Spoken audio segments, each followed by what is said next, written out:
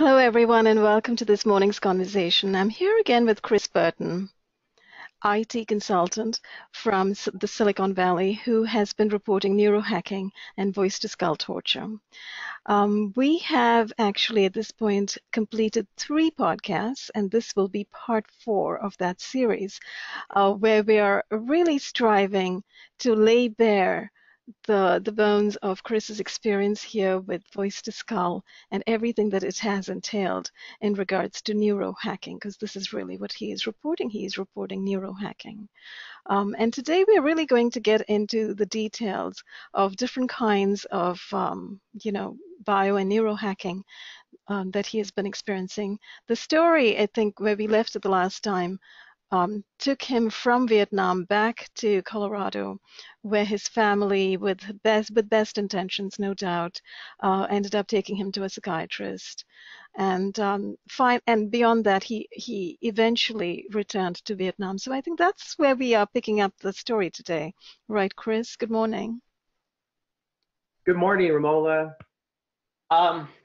Yeah, that's where we left off. And, I wrote a couple notes that might kind of, as a couple minute review of kind of what the voice to skullers were doing, building up these voice to skull scenarios for so long in order to create confusion. And it ties in with what's happening with TIs. This is a non-consensual weapons experimentation program. And without creating all sorts of confusion, a person who's hit with this technology is going to be able to, report things like having their arms moved and legs moved. And people are going to, raise an eyebrow. People who love you and trust you or have worked with you and know that you're perfectly sane are going to say, what the heck are you talking about? Are you kidding me? But in order to kind of around that, to protect themselves from that happening, the voice to skullers and these experimenters have created these different layers of deception and confusion. There's the TI layer, which is a pool of people who are trying to explain things that most people don't believe. Things being rearranged in their house, things happening to their cars, people putting their brights on, people following them around supermarkets and gas stations, and all of this feeds into each other because most TIs are also being experimented on with neural weapons. They're determining how they think and how they deal with, decision making and, where their brain goes, left or right, how much they can manipulate them. So with these layers of deception, it makes it very difficult to just in one, in an hour-long interview with somebody, explain what's going on because you want to explain every little thing that happened, but the voice to skullers purposely create all of these wacky scenarios that if you would try to explain them, people will think you just, you've lost your mind. So what I've been trying to do over these last few podcasts is explain my story in a way that people can understand it from A to Z. 10 years of nonstop conversations, but the first 3 were only transmitted, or the first 3 years, they only transmitted voice to skull and communicated with me when I was in my loft and when I was in my car, which made me think that it was a smaller operation, that maybe had to do with the police or the FBI or my neighbors. After those 3 years, they started voice to skulling me at my friends' houses, which made me think my friends were involved. And we talked so much about the treatment, so I won't go into that again. But these are very, detailed stories that kind of keep expanding. The spheres of influence, keep expanding. So it's your neighbors for the first year, and then it's your friendship circle, and then it's the different individuals you've worked with. And this is over the course of years when they bring in new individuals. Oh, your friend J. Paul's involved, you know. They'll talk about that for a couple months. So it's not everything at once. They're building these things up, you know, over time. So these, you know, when they talk about the friendship circle and then your work circle, and then, you know, I wrote some notes here. Okay.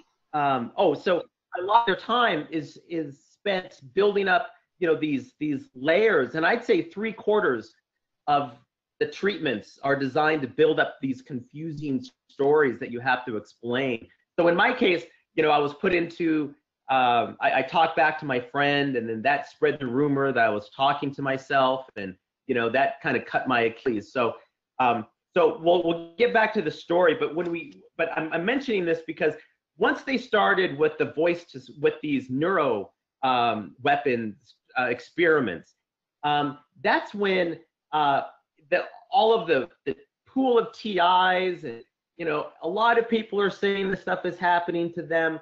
That's when it really becomes difficult to explain these things because they're deeply psychological.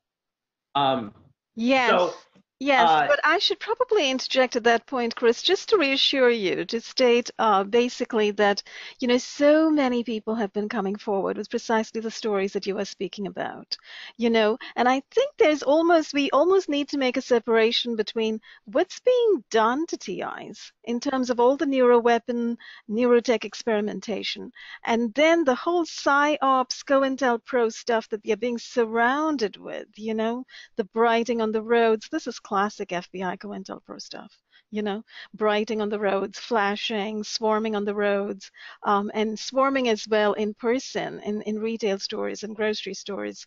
Those who are targeted are being swarmed in very classic COINTELPRO ways, and also in ways that are written up now in these psy warfare manuals.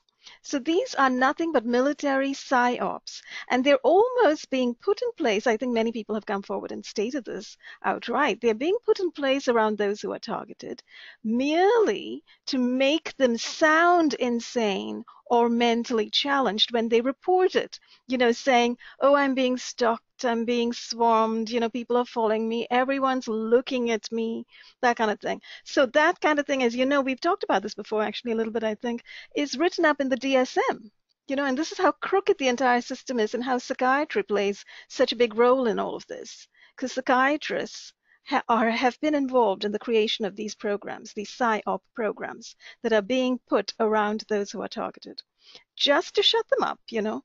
So that's the only thing I wanted to say, that, you know, we need to be aware of that whole COINTELPRO thing, that it's very, very well known at this point, I think, and many activists are very well aware of it. You see, the whole concept, the whole phenomenon of the targeted individual may not be published in mainstream media, but the entire activistic world, I think, is fully aware of what's going on, you know, and they're especially aware that this FBI, InfraGard, Citizen Watch, DHS style COINTELPRO is indeed being used on targets. So people are indeed aware. It may not be in the mainstream press, but people are indeed aware. So that's one aspect of it. The other aspect, of course, is what's going on internally, what they're really doing to TIs internally. And, you know, this is where your voice becomes so important and so valuable, because you're able to articulate it so well. And by the way, many, many people have come back after those first 3 podcasts and, you know, commented on that and commended you for speaking out so clearly on what exactly is being done with these experiments. Yeah, thank you. I appreciate the feedback. I've tried to kind of you know, read everything I can, everything that's posted, and respond to it. I appreciate everybody's support. Yes. It means everything to me. You know, it's so difficult because in all of our lives, in our private lives, most of our friends and families, you know, members aren't giving us the time of day. And, you know, we're spelling out these things, you know, in a series of podcasts that are impossible to not understand or to comprehend. This is what is happening. This is what happened to the diplomats in Cuba.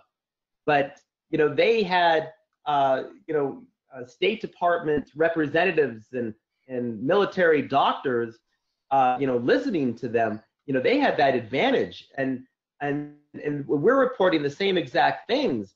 And anyone who thinks that those attacks in Cuba just were the first incident in which electromagnetic weapons or sonic weapons were suspected of being used, then they're crazy, or they're not thinking straight. Imagine what had to have happened, before someone took this perfectly covert weapon and then decided to use it in an aim at an embassy where everybody's going to know about it. Everybody's going to suspect Cuba. Everybody's going to suspect Russia. These perfectly covert weapons have been used on me for 13 years. 13 years, and for other voice to skull TIs longer, much longer. So, people have to understand that this stuff has been happening for a long time, and so I'm glad that you're doing so much to broadcast these stories, and I hope everybody kind of sticks with this story, because this is when it really becomes it's been overt voice to skull, but this is when they started introducing the neuro weapons. And these are the things these are the scariest things in the world. For 10 years, I was voice to skull with voices, thinking it was a sonic weapon.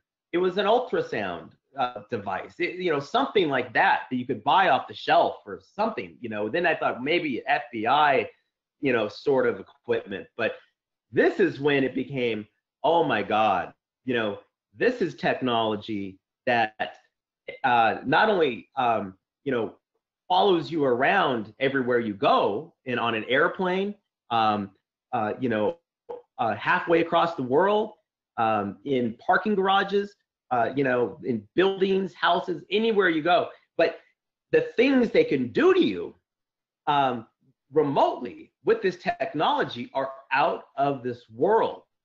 So when they start doing these things to you, they've already built up for years and years all of this doubt in your friends and family's minds, because you're talking about voices. As soon as you talk about voices, people think there's something, you're schizophrenic or have AVH or something, which a lot of people do. But we've done a good job of explaining the differences between voice to skull and AVH and schizophrenia.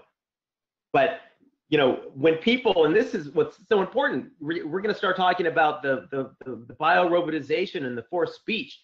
So I hope that everyone kind of listens to this and pulls out their experiences and explains their experiences the same way. We have to be very careful and make sure that we're explaining all of these experiences or symptoms. It's better to call them experiences, so that our stories are aligning. If you've had forced speech, you need to explain what forced speech is. So I'll get into that as we kind of, get into the story. And I'm sorry it takes so long to introduce it. That's okay. And let me just, as I said, Chris, as far as people's experiences go and the way they present their experiences, you're right. You make a great point, because it's helpful to find the corroboration, the points of commonality between people's experiences. But in a sense, people who are being persecuted in this fashion, harassed and tortured in this fashion, they don't owe anyone anything. You see, what I'm trying to say is you are completely at liberty to express yourself in the way that you see fit and to use the terminology that you see fit, and so is everyone. So is everyone, don't you think? Because each person seems to have a slightly different experience. So whatever words people use, however they present it, it's fabulous as long as they're speaking out and reporting it. Absolutely, as long as they're speaking out. I think that when you hear what happened to me, you're going to be able to understand that, what happened to me is everything. It's up here. And now you can understand that anything below that can happen. So, whereas I'm voice to skull all the time with constant conversation, they might voice to skull other people with just bits and pieces of conversations, maybe once every 2 weeks. And if you're not, if these people are experts, they're psychologists, these people who design these programs are incredibly intelligent people. They're like Robert Duncan.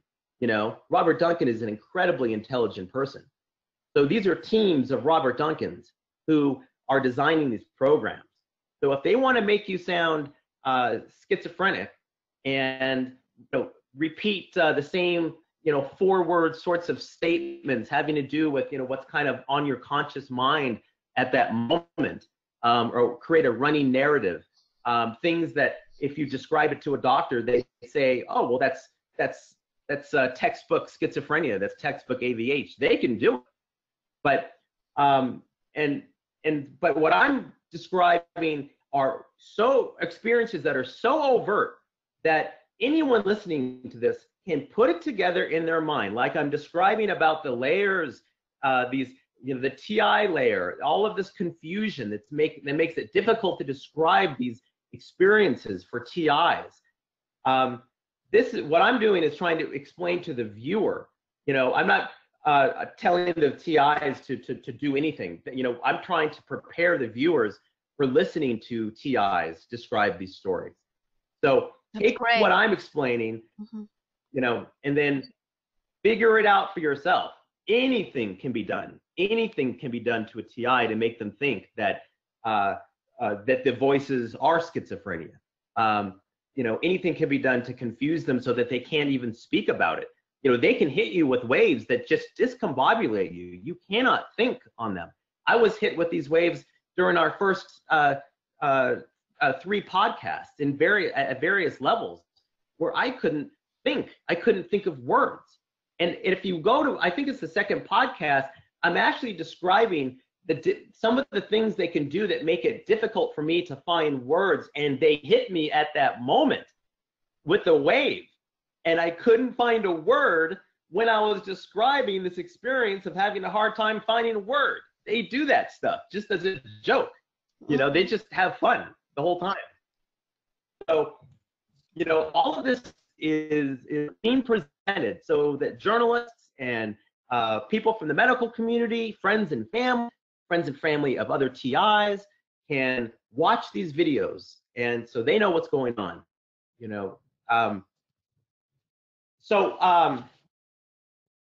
We left off. I can see on the top right, your top right. Yeah. Okay. Yeah. Thanks. Go ahead. Well, we have anything that we need to do that can protect us. You're getting shot. Yeah, not only that, I'm not protecting myself, actually, I'm protecting the computer. And, I do it somewhat dubiously. I don't know to what extent it's protecting it, because I see your video, by the way, Chris, is so messed with on and off. It's kind of digitizing and breaking up the video. It's intermittent. It's good in places and, kind of breaks up in others. So I think there's a value in continuing. But I'm always so sad that they're doing this kind of thing to our podcasts. Well, let me know if there's anything that I should repeat. Just let me know, and I'll try to repeat it. Okay. But again, this is where it just gets, this is where they jump in with these experiments that are just going to blow your mind. So yeah. Let's go right into that. Yes, and so far the audio has been fine. So fingers crossed, things will proceed okay. Good. So I moved back to Vietnam, and after 13 days and a delusional diagnosis, and I went. I had a girlfriend in Vietnam, and she was a Japanese Vietnamese interpreter. So her dream was always to live in Japan. And strangely enough, when I was gone, she got a job opportunity in Japan. And that never happens. It's Wow. very difficult for a Vietnamese person to get a work visa in Japan. Oh, The wow. same way it's very difficult for a Vietnamese person to get a work visa in the United States. So after, she was 34 years old, and after working as an interpreter, her whole life, out of college, she gets this dream job in Japan. So, we talked about it, and we thought it would be better if she moved to Japan. So I moved back to the United States and got a job as a corporate recruiter for a startup company called Lucid, which is now called it was called Ativa. Now it's called Lucid Motor Company. They're an EV startup founded by the chief vehicle engineer from Tesla, the guy who actually designed the Model S. Elon Musk had nothing to do with Oh, the really? Model S. He just added child, backwards facing, child seats, Oh, safety seats. It okay. added weight to the car and structural That's what issues. he So did. I Oh, know all kinds of stories about Elon Musk. So, but and the voice to skull after I was released from that from the hospital stopped.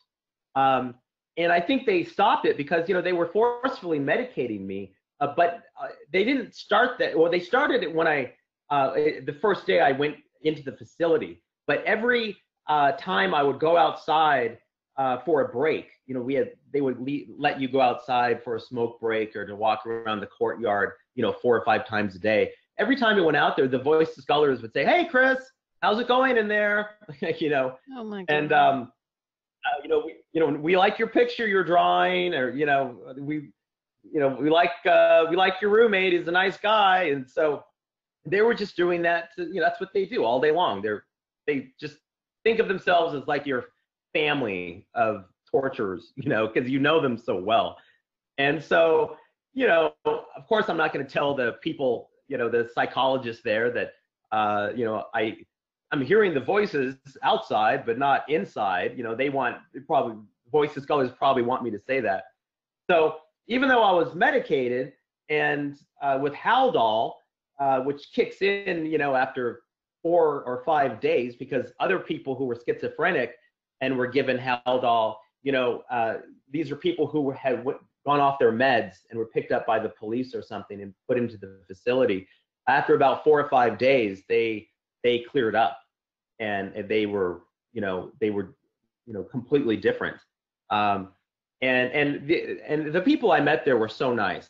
I have so much compassion for people with mental illnesses. I've met quite a few, and so I'm a real big proponent of services, funding for mental health services, in every state.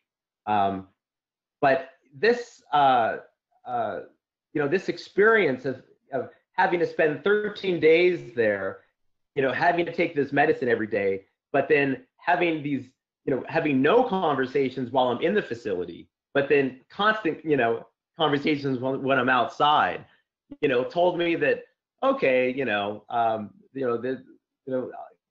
already knew I wasn't mentally ill, but now, I have to either, clam up and, kind of explain or not explain this to the psychologist or come out with it. I decided not to say anything. After 13 days, the psychologist said, the judge, we want to give you a shot, a month-long dose of Haldol, so that the judge feels that you're making progress. So we can tell the judge that you're making some sort of progress, and that would, help to get you released. That would, and so, I think they did that just so I would take this shot. And I think, they talked to your parents, and, all I did was post on Facebook that I was being, harassed by these gang stalkers, using voice to skull. That's what I said. Can I just And ask you a couple? Go ahead, but I wanted to ask a couple questions over there, Chris, because because this issue of forced psychiatry is a huge, huge issue currently in our society, as you know. So there are a few things that we perhaps need to stress. For one thing, the psychiatrist whom your parents took you to, was there any awareness in his makeup of military technology, voice-to-skull military technology, microwave hearing. None whatsoever. So Nope, he none immediately, whatsoever. as soon as he heard the word voice-to-skull or being harassed by voices, he went straight to schizophrenia in his mind. Yeah, in fact, the head of the department there, the first thing he said to me, it took 3 days before someone actually sat down with me. And I didn't know what was going on. I didn't know how long I was going to be there. I had no idea. They didn't tell me anything. So first thing that happened when I sat down is this doctor, Mitchell or something, said, Chris, let me explain your situation to you. If it walks like a duck and it quacks like a duck, then it's most likely, then it's a duck. Am I coming through to you, Chris? Ah, Am I coming through to you? unbelievable. That is supremely patronizing and supremely uninformed, Yeah, uneducated on the part of the psychiatrist. he's an idiot because I was researching for this book that I was trying to put together to try to explain this stuff to Vera, my family, and the public. And I was reading the Denver Post, and he said, he had the nerve to tell me, to ask me, well, Chris, I'm not sure if you're familiar with this recent article that was, was written up in the Denver Post about schizophrenia. But there's an individual in it who is just like you, Chris. He was hearing voices, and he moved to Vietnam, and it was impossible for him to keep a job. He didn't have any money. And I'm like, wait a second, hold on there. I said, first of all, I read that article, and you're confusing the individual. The person who had schizophrenia, or the person who couldn't keep the job, was an individual who was severely bipolar, and he didn't move to Vietnam. He was in Denver. He stayed in Denver the whole time. And it was another individual who had lived in, or had fought in the Vietnam War. This article talked about maybe 4 or 5 different patients who were mentally ill, and kind of what their kind of daily life was like, what their background story was, and how they were treated, how they were treating their mental illness, and what kind of support they were given. So there were little kind of exposés on these people. And so he was, trying to kind of, either he didn't read the article, or he was just trying to play this trick on me and make it, assume that I haven't read it, and tell me that there's a person who was just like me, who moved to Vietnam, who is schizophrenic. And it was just a joke. And I said, that's ridiculous. I read that article, and here's, you're confusing the two people in the article. Mm-hmm. So I don't have any problems getting a job. I was working, this was before I got the job in Silicon Valley, but I was working in the fundraising industry for many years, and I had gotten back into staffing right before I went to Vietnam. I think we talked about it before, but I got back into staffing at the last minute. My life had been threatened if I worked in IT, consulting or staffing at all. But I was desperate for money to save my life, and I got back in touch with a client, and I got a Yahoo project like this. It was a $6 million project that I got. Mm-hmm. And I worked with Parallels, which is a software company in Seattle, and was doing placements with them. So I had, 20 grand or 30 grand in the bank that I had just, this was 5 months after just getting back into staffing. And so, this guy's telling me that I can't hold a job. I'm moving to Vietnam. I'm moving to Vietnam to go public about my friend's mother-in-law's death. We explained this in the last podcast. Voice to Skull berated this guy for 4 hours, and then his mother-in-law died 2 days later. That's why I picked up and left to Vietnam. Mm-hmm. So, these people don't read your stories. They don't read the Facebook posts. No, You know, it's trying I'm hard. out They're there. trying very hard to fit you into a little pigeonhole. You see, the pigeonhole is schizophrenics are sort of disconnected from reality. They are complete losers. They can't hold down a job. They don't quite have connections with people. They're emotionally detached. They have no affect. This, that, and the other. So you see, these are the little criteria written up in the DSM, and these are what Mr. Psychiatrist, who was trying hard to pigeonhole you, was striving to do. And so it's brilliant that you kind of caught him out in it. Yeah, well, I mean, for us, we're aware of this, this the whole time. We're dealing with the torture on a nonstop basis, and we're I think most of the victims, unless they were targeting people who are mentally ill, which I'm sure they do, we're psychologically solid people, and we're dealing with all of this, torture, but then also our families who can't put their heads around it. Yes, and you And see so we're that's keeping this straight the in our tragedy. head. And so, this doctor was, I don't know if they're involved. I'm not going to get into that. All I know is that, the voice to skull stopped for, about 3 months. And so I only took, that one shot, which is a month-long shot of Haldol. And, I'm an honest person. When people talk to me about, when my dad or someone asked me about, what's going on, he said, I was so upset with him for setting me up. But he said, well, what's going on with the voices, Chris? And I said, well, actually, they've stopped, well, Chris, I mean, don't you think that's the medication? And I said, well, Dad, all the voice disclosures would have to do is stop talking. And, I'm stuck having to explain why I'm not hearing voices now after taking Haldol. What I explained to him was that every time I went out for a cigarette or out to take a walk, the voice disclosures were talking to me. Mm-hmm. So anyway, this is what they do. These layers of confusion, that they're constantly creating. They're on you on a second by second basis. So. And I just wanted to point out that this is the extreme tragedy of what's being done to those who are being targeted. So those who are being targeted with these deadly military technologies, particularly with voices in their head, particularly with V2K technologies, are being re-victimized. They're first of all being victimized by being hit with these technologies. They are non-consensual participants in these deadly military experiments and intelligence experiments. So they're first of all being victimized. And then the second aspect of the victimization is when family around you has no awareness, and when the psychologists and psychiatrists who I've spoken to and appealed to as responsible members of society to step in and provide some help, they do not. They do the opposite. They go back to the ancient medieval DSM, which is completely political. This is political psychiatry at its finest. If you go back and look at the history of the DSM, where it came from, and who is actually pushing for it. And I understand that in the world of psychiatry, there are many psychiatrists who are very against the DSM and all the made-up disorders that it's got listed. The continuing list of disorders, it kind of grows exponentially inside the DSM.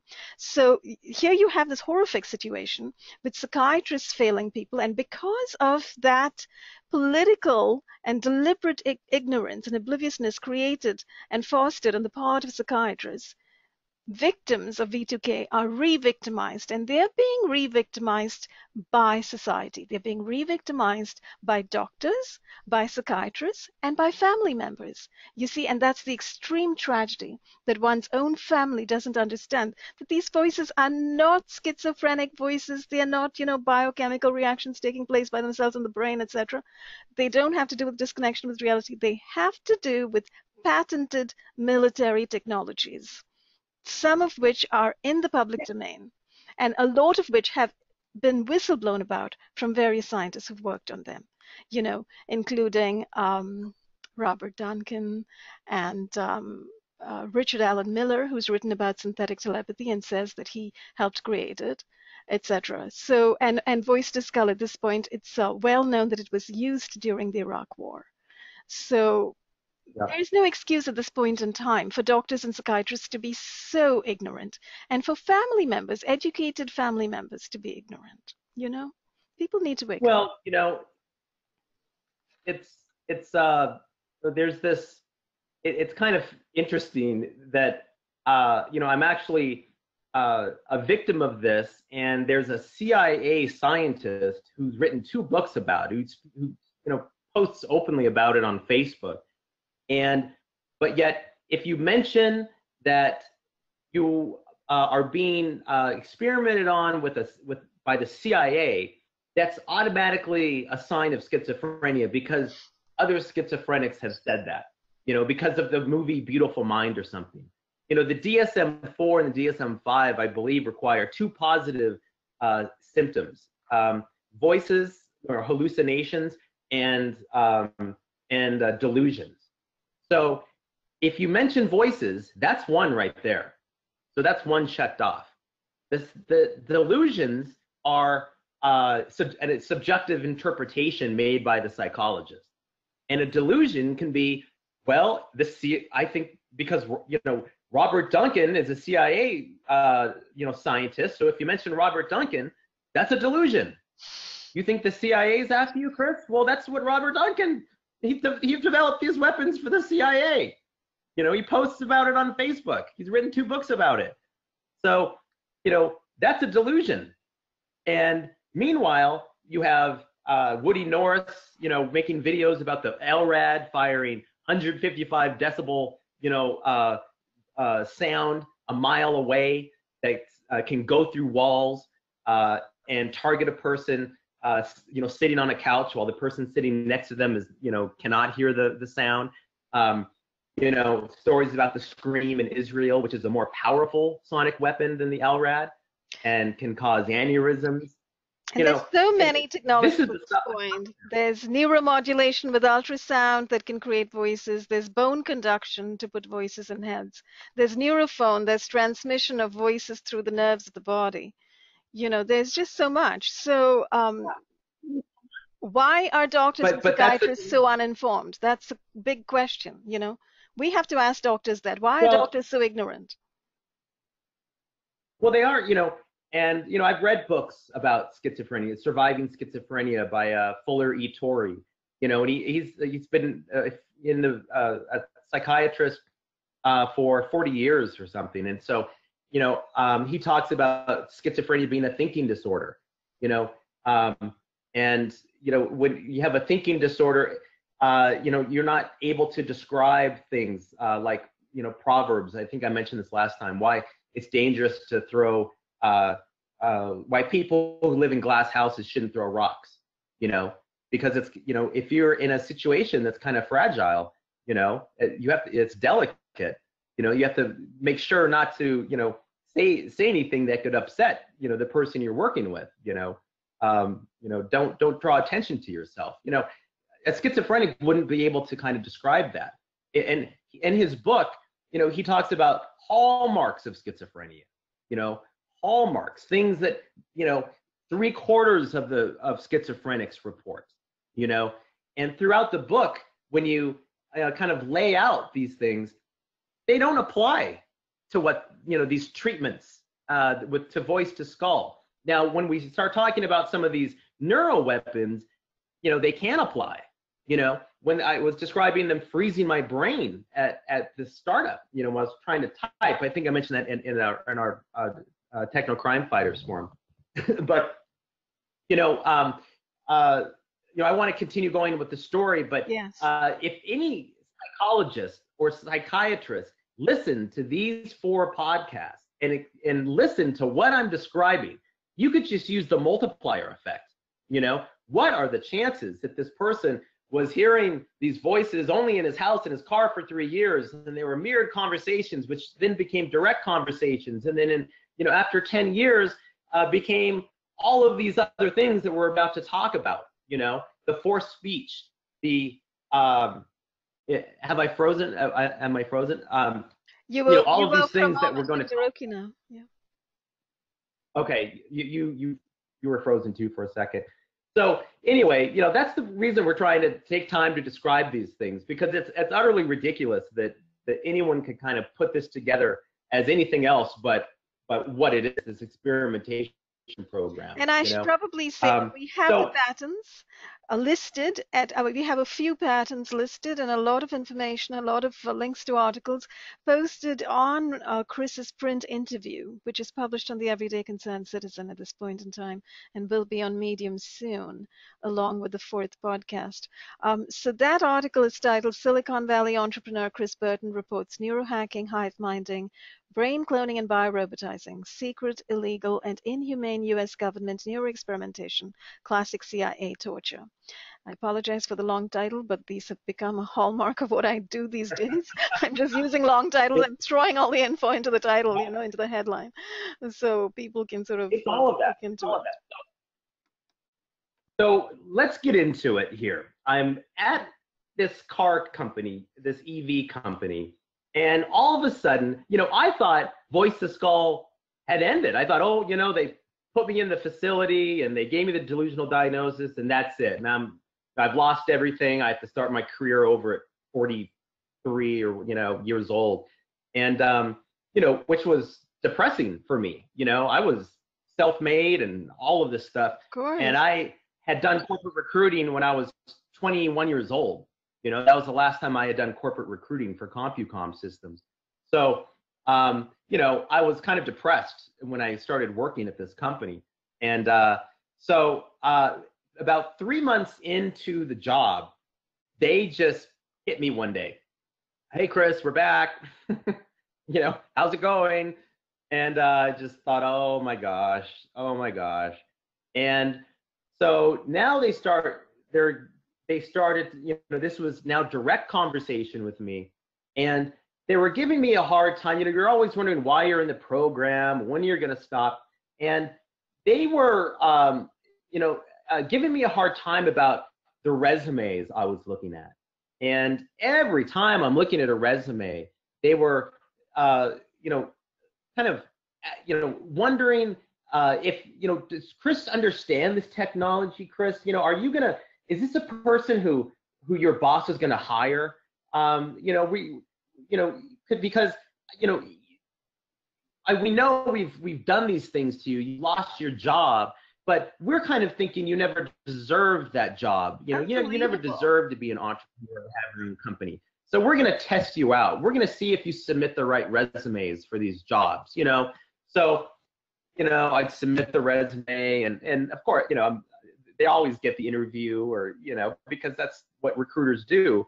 And so this went on for weeks and weeks, and then they started keeping me up at night. And one night I was just sitting in bed. It was 2 a.m, and again, I'm talking out loud back to them when I talk out loud, and when I'm in a place where I can speak out loud, and the rest of the time I'm just hearing them. And one day about 2 a.m, I'm in my room in the house I was renting in San Mateo, or in Santa Clara, and the Voice to Scholars all of a sudden spoke through me. They said, "Hi, Chris, this is Joe," and it came out of my mouth just like that. "Hi, Chris, this is Joe," and I just, if it had been done to me in the first month or something, I would have freaked out.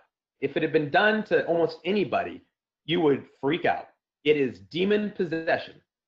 And all of a sudden, there's someone talking through me in my cousin Joe's voice.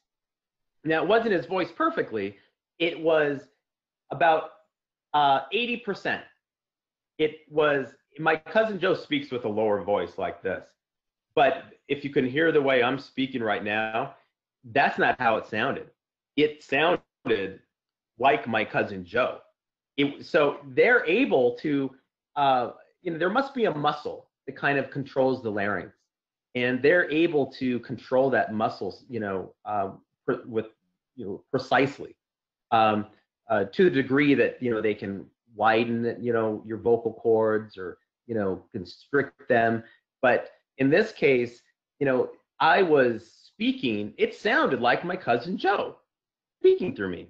And so all night, I'm now talking to the voice discullers who were normally just voice disculling me, so I'm always hearing them anyway, but now I'm in a conversation with a person who's using my voice as his voice. And so, it's just like being in a conversation. Hi, if I'm talking to the voice disculler, so what do you think you're doing? Well, Chris, we're just torturing you. Well, why are you torturing me? Because we want to. I mean, it's just like that. Mm-hmm. It's just like that. Yeah, it sounds like they just kind of take over. They're able to send brain signals to your brain to control your muscles, right? They're able to interpose and overlay your own brain signals with their brain signals, which I suppose is the crux of what Robert Duncan talks about as related to EEG heterodyning and cloning. It's exactly what Robert Duncan speaks about. Everything Robert Duncan has written about and talked about in terms of torture, I have experienced, and not just for a second. We're going to get into these stories. We're talking all the time. So from that point on, they were talking to me through voice to skull. There's always a group of 4 or 5 people who are on voice to skull with you. Sometimes 3, But in this case, there's always someone who can talk, period, for 2 years. There was always someone who was talking through me, and then the other voice discullers, would talk, and they could all hear each other.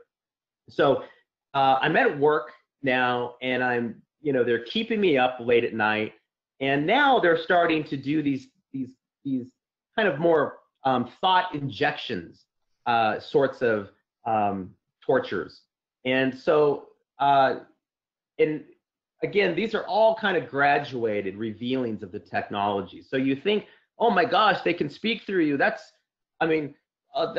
incredible. I can't even believe it's possible. But it's, they'll torture you for a few months with the forced speech, and then they'll reveal something else. So at work, they would do things to me that would freeze my brain.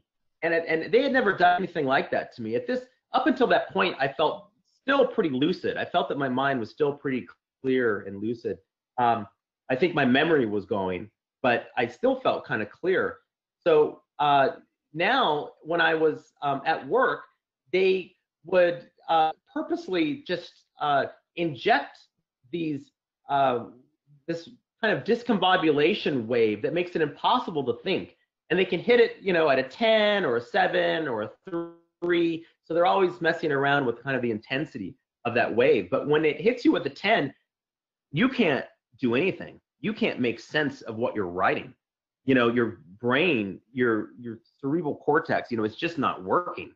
So I would, 1 second I'm firing off emails, because in the recruiting, in corporate recruiting, you're talking to candidates all day long, talking and emailing.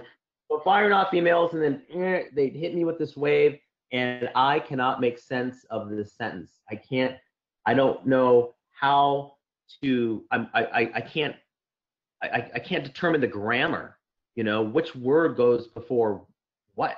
And, am I putting the comma in the right place? And, I'm just staring at it. And it would take me 45 minutes, half hour, 45 minutes to write this simple email, like a pair, I guess this is the quintessential brain weapon here, right? I mean, when you read about electronic weapons and what, militaries are doing around the world, especially in the US, I'm thinking really of military documents from the US on electronic warfare.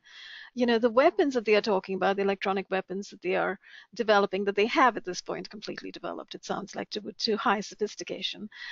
These weapons are actually weapons aimed at human beings, and they are designed to incapacitate. They are designed to degrade brain processes and brain actions. And that's precisely what you are describing, it sounds like.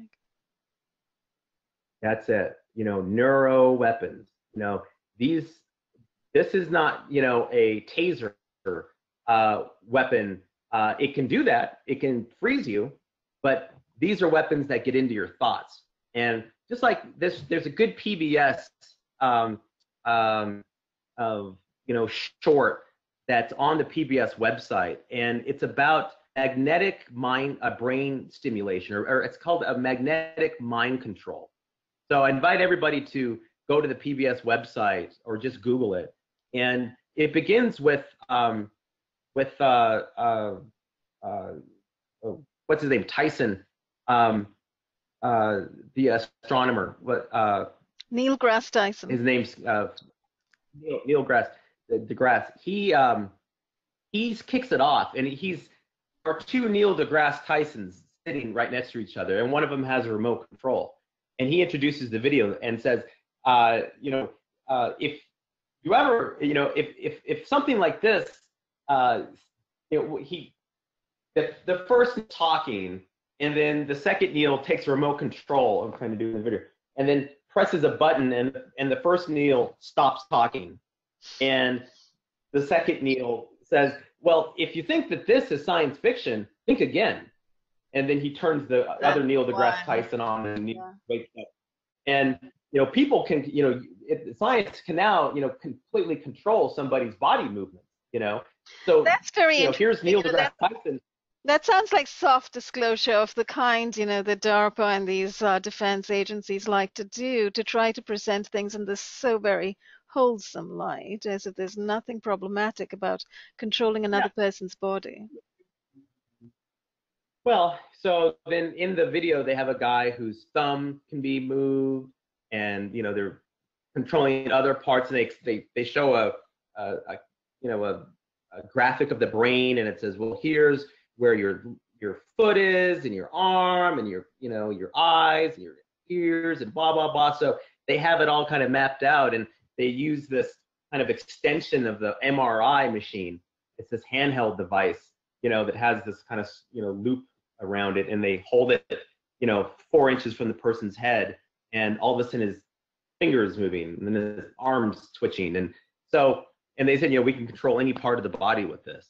So that stuff's already out there. Yeah. So and if you Dr. Duncan, he talks about the electron spin resonance being used to allow to provide scientists with the ability to do Earth Gauss MRIs on people, and that with the Earth's magnetic field and with some transmitters, you can align atoms.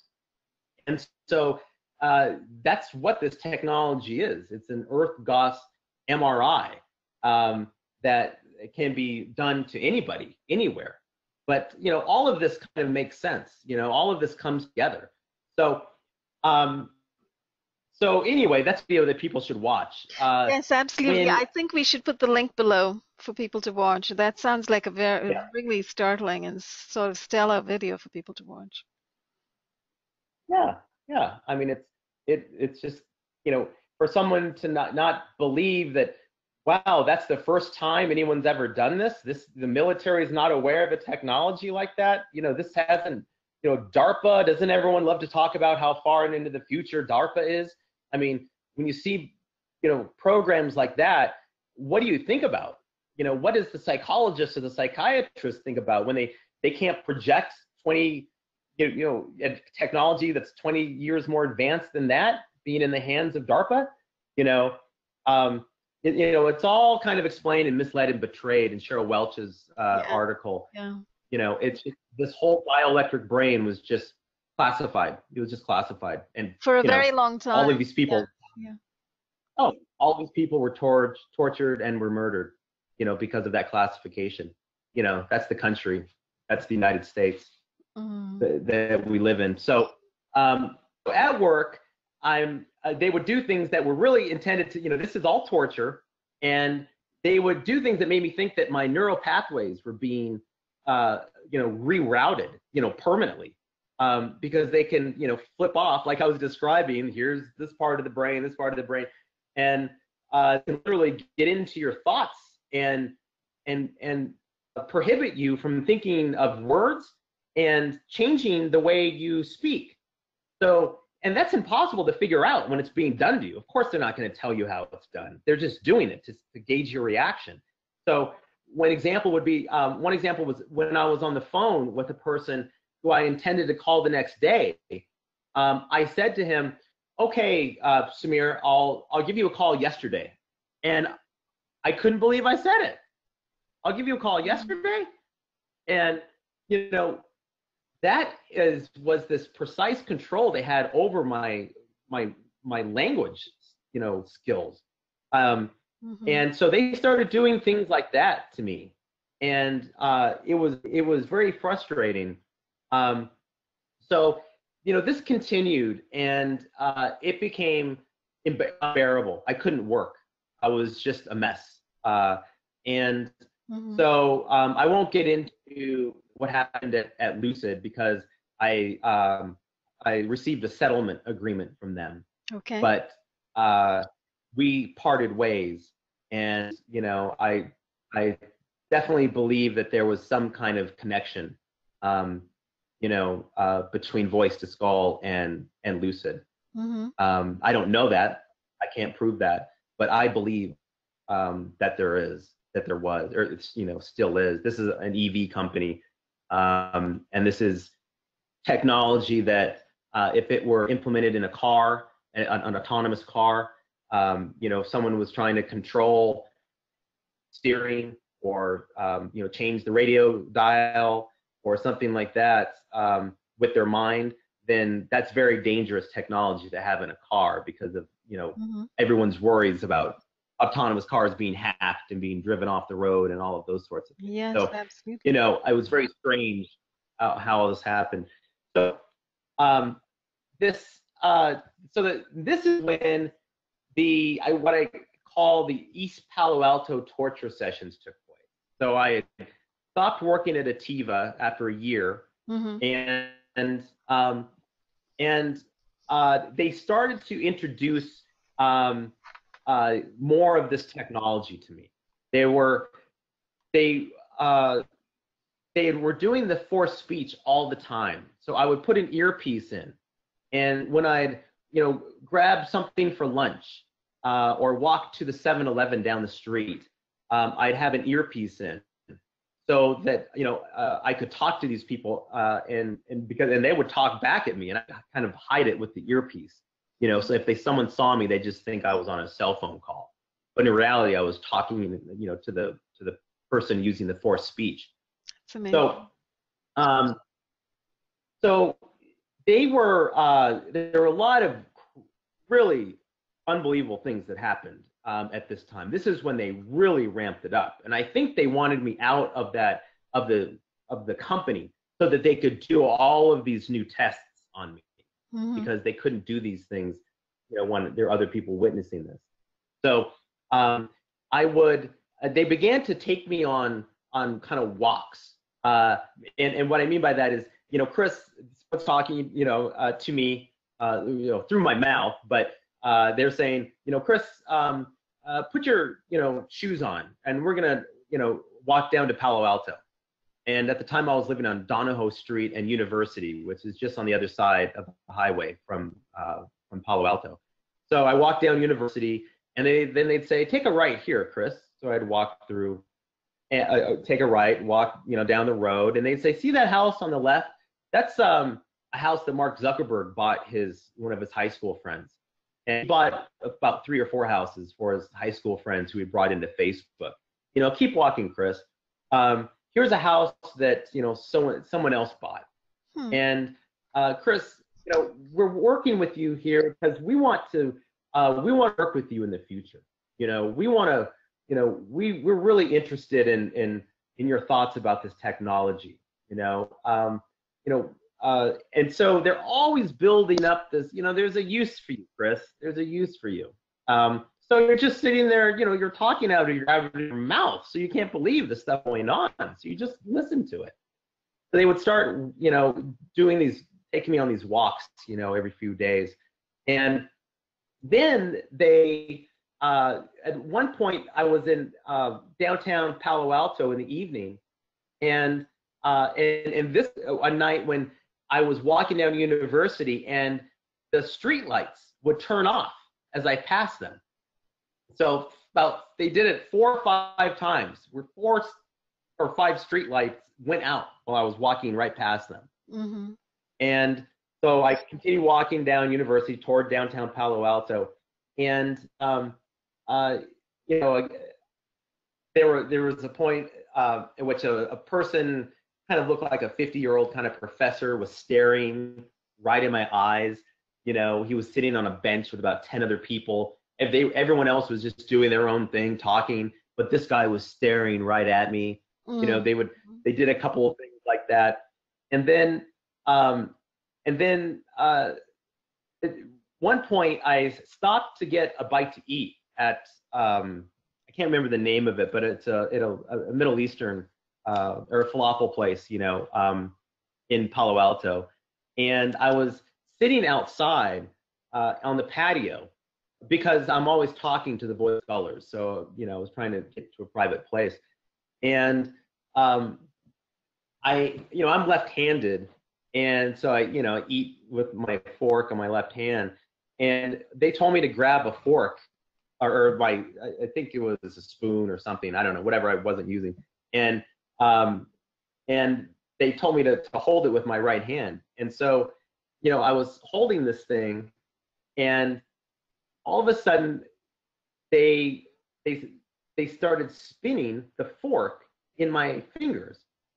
So if you've ever twirled out of the thing, but if you ever have a pencil or something and you kind of twirl it between your fingers, that kind of thing, doing that with the fork in my right hand, and they were doing it perfectly, like a drummer would or something. And I'm left-handed. I couldn't do that with my right hand. I can try, but I drop it. And I'm just sitting there and I'm watching them spin this fork in my right hand. And, that was incredible. And so that, continued, a couple days later, they started to push me. When I was walking down the street, they would, I'd be walking in a straight line, and all of a sudden I'd feel myself going off to the left a few steps. And I said, do that again. And they did it again. And I went off, to the right a few steps. And, you don't know if it's a force. It didn't feel like a force pushing me. It just, but something was making me walk off to the right. And so you're stuck there thinking, what is this technology? Like, what else can they do? They're always, building it up. And so at one point, and we talk about this in the written interview, this is a 100% true story. They told me to pick a carnation off of a hedge near Palo Alto, downtown Palo Alto. And I picked it off, and this was about 10:30, 11 o'clock at night. And they said, put it in your hand, Chris. So I put it in my hand. The carnation, was pretty big, big carnation, probably like that. Was in my hand, and all of a sudden it rolled off my hand on the floor. And I thought, oh my God, it was a perfect day, no wind, perfect Palo Alto evening. And I picked up the carnation, I put it back on my hand, and it rolled off again. And so I did it again. I put it on here, and this time I made sure my hand was perfectly flat, put it on, and it rolled off. And they did that. I made them do it, I asked them to do it, 15 times, and they rolled off every single time. So that was incredible. Unbelievable. And yeah, so, they're talking through you, they're pushing you, the spinning forks in your hand, making the flower roll off. What else is next? Well, now they introduced the hive mind telepathy. And this is what was really incredible. And this kind of gives you an idea of how much preparation is involved in these treatments. This technology, as you can kind of figure out, is incredible. So these groups that are always kind of talking to you, torturing you, are made up of very intelligent people, and there's always a purpose to their torture. There's always something they're leading up to. Up until this point, it had been all torture, these terrible scenarios that always end badly. But when they started introducing this technology, they were kind of incorporating it into this treatment that was designed to make me think that I was special, and I'm being shown this technology because I've gone through so much, 10 years, of being tortured in my loft and losing everything and being frightened and all of the stuff I was describing in our interviews, and that there was some reason for it. We're showing you all of this technology. This is DARPA technology, Chris. This is the most advanced stuff on the planet. This is it. This is it. You're witness to it. And so you're thinking, oh my gosh, I'm in Palo Alto. Maybe there is something going on. So I'm not working, so I would stay in my room, this room I was renting, and they keep me up all night long. And they designed this 2-week treatment that had all of these characters involved. President Obama, Mark Zuckerberg, Elon Musk, and these people all had some kind of, President Obama, of course, President Obama, they called him the president of voice to skull.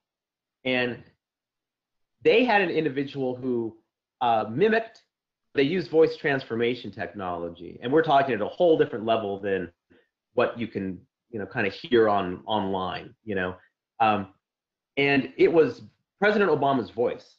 It was his voice. But more than that, it was his personality. They mimicked his personality perfectly.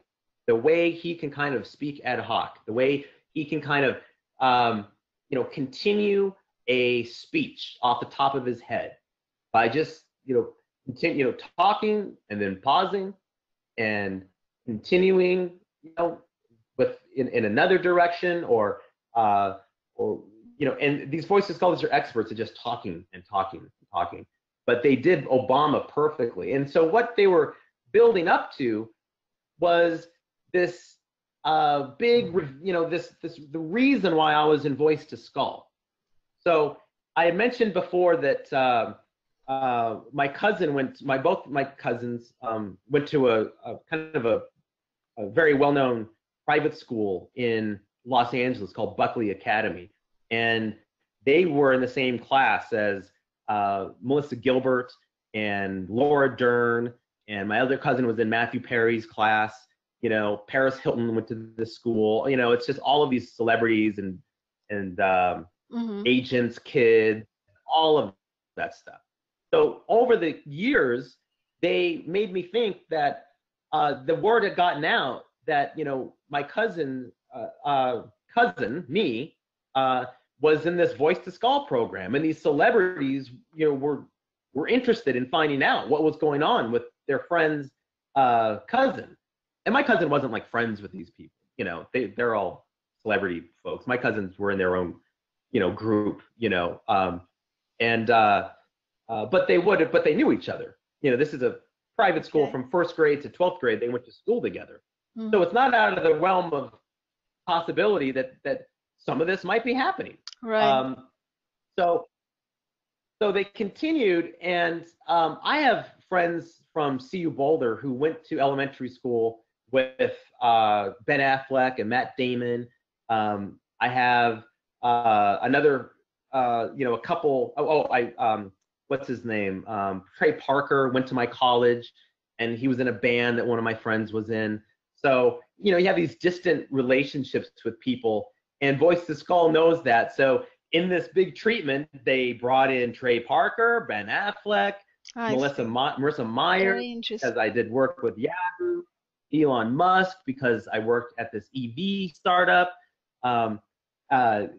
James Hetfield from Metallica, because he's a Bay Area person, Dustin Hoffman, Fred Armisen, Kristen Wiig.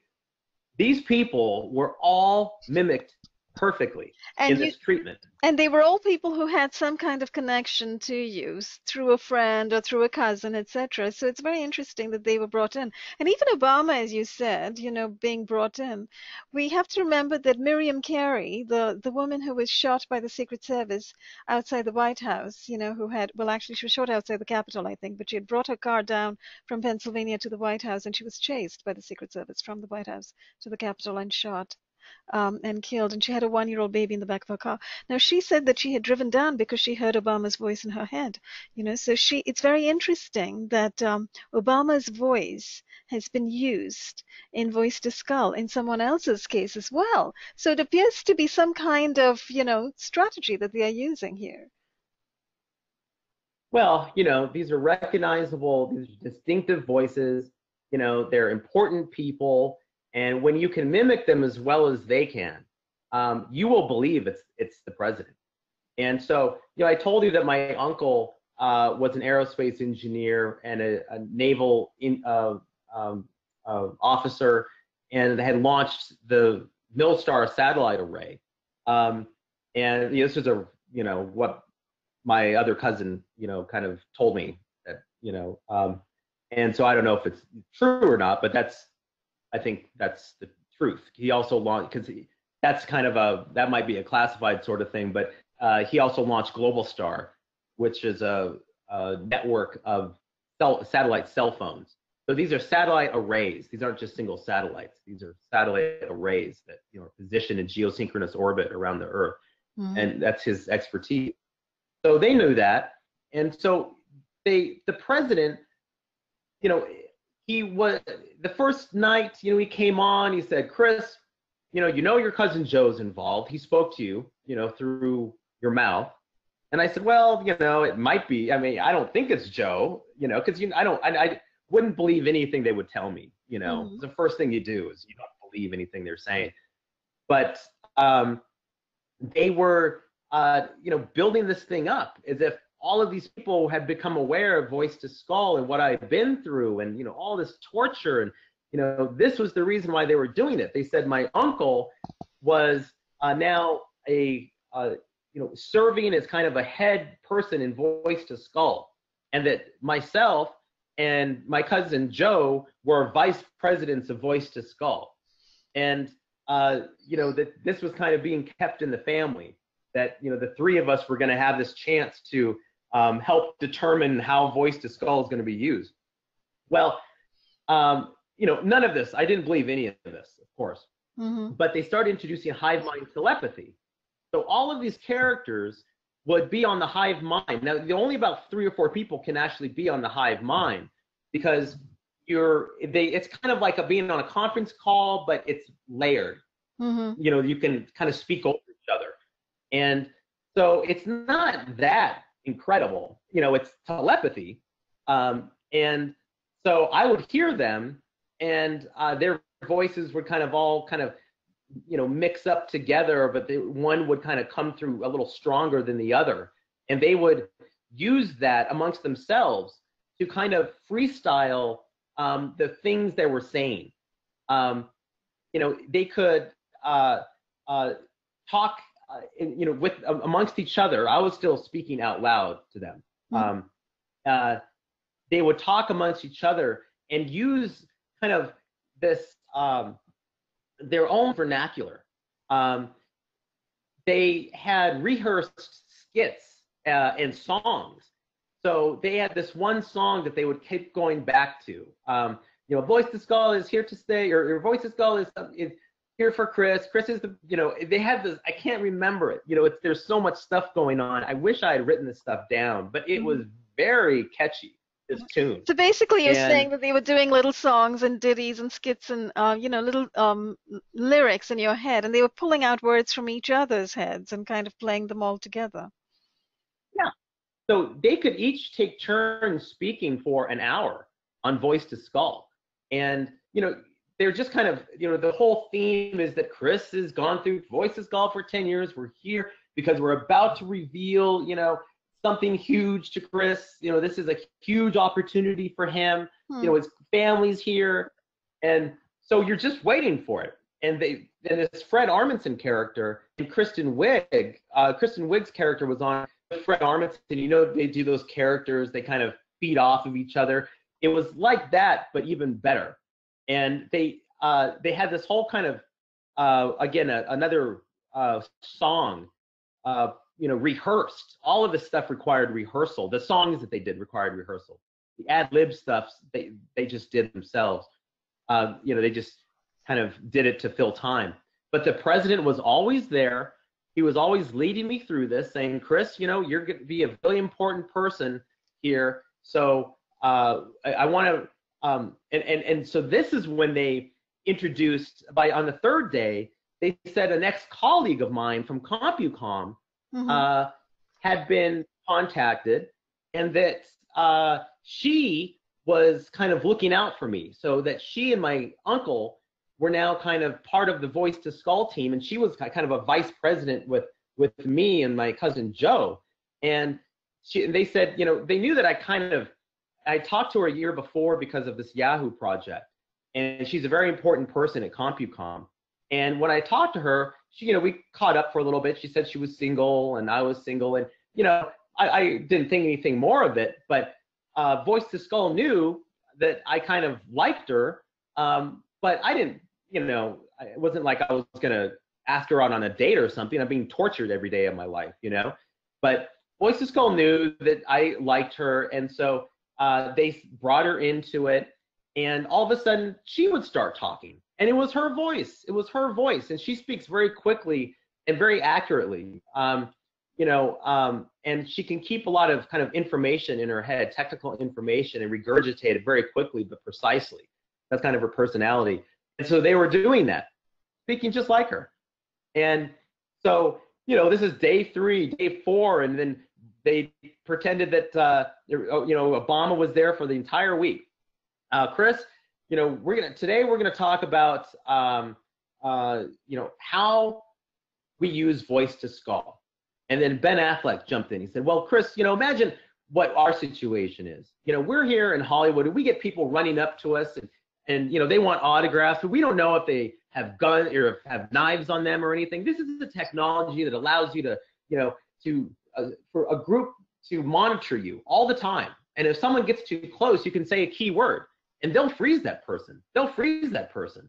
You know, isn't that great, Chris? Isn't that amazing? And you know, and that's what we use it for in Hollywood. That's what, you know, a lot of us use it for. And you're just sitting there like, okay, you know.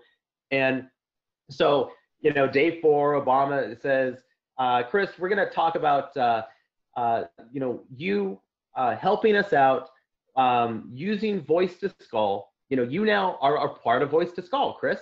You have an administrator, you know, kind of a, you know, controller who sits in the control room somewhere, whatever, but he monitors you on a satellite all the time. He knows exactly where you are. He's always there if you need to talk to him, and he can do, you know, searches for you. He can answer any question you have. You know, he's there to help you 24 hours a day. That's what all the Voice to Skullers have. You know, their own private, controller, you know, who monitors your safety all the time. And if you want someone zapped, you say person in the green shirt, and they'll be frozen or dropped to the ground, and you can determine the level. You know, that's a number 5. Number 5 is the strongest. Number 3, you know, is a stun. You know, and so this is what it means, Chris. I mean, this is what it means. You're in the big time now. You're in the big time. So Obama continued, and he said, you know, Chris, we know you lived in Vietnam, and you know, we had talked, you know, the day before about how Voice to Skull could be used to fight ISIS, and we want you to be part of that team. You know, so one of the things we are trying to determine now is how, you know, it's funding, where the funding for ISIS came from, and we know that there's some money moving around some banks in Vietnam, and that's a very suspicious activity for us, and that's something that, you know, we'd like your help with. And I said, oh, well, you know, I met a guy who was a former banker for, he worked at Wells Fargo. He was a branch manager of a giant Wells Fargo branch. And he got into the, executive search industry and ran a branch office out there. So he and I had met, and I said, well, he would be a good person to try to get into these banks. He said, well, basically, Chris, what we want to do is find someone who, sorry, I should have said this first. He said, first, we want to find someone who can establish a banking relationship. And we want to, start our own bank there. And we want to lure some of these, or start doing business with some of these other banks in order to get to know them. So do you know anyone in the banking industry? I said, yes. So they already knew that stuff. And they kind of set me up so I'd, say, yeah, I know this guy, Eric, he'd be a good guy to talk to. Great, Chris, great. We'll start working on it. But you're always thinking, now we're working on ISIS. You're not going to, pull up and knock on the door. I mean, we're, it's always secret, Chris. We can't reveal the technology. We can't even, with technology like this, we don't have to see you personally. You know what I mean? We don't have to, be seen together. That would just draw suspicion. This is completely covert technology. This allows us to be in different parts of the world, talk all day long. So you're just kind of, okay. And so they continued with this.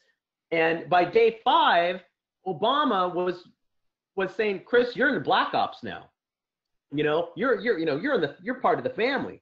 And your friend from CompuCom Systems, I won't mention her name out loud. I call her, I forgot, in my YouTube video, I gave her Deborah or something. I called her. Deborah, is here with you, Chris. She's been with you for the last year and a half. She's been monitoring everything that's going on. And she really loves you, Chris. She really loves you. And for a year, every time, Romola, I would kind of say something sarcastic or kind of funny, they would say, oh, Chris, Deborah's laughing. Deborah's laughing her ass off. Deborah's laughing her ass off. So, I never thought Deborah was there. But then when they started imitating her voice, I thought, oh, my gosh, maybe, she was there.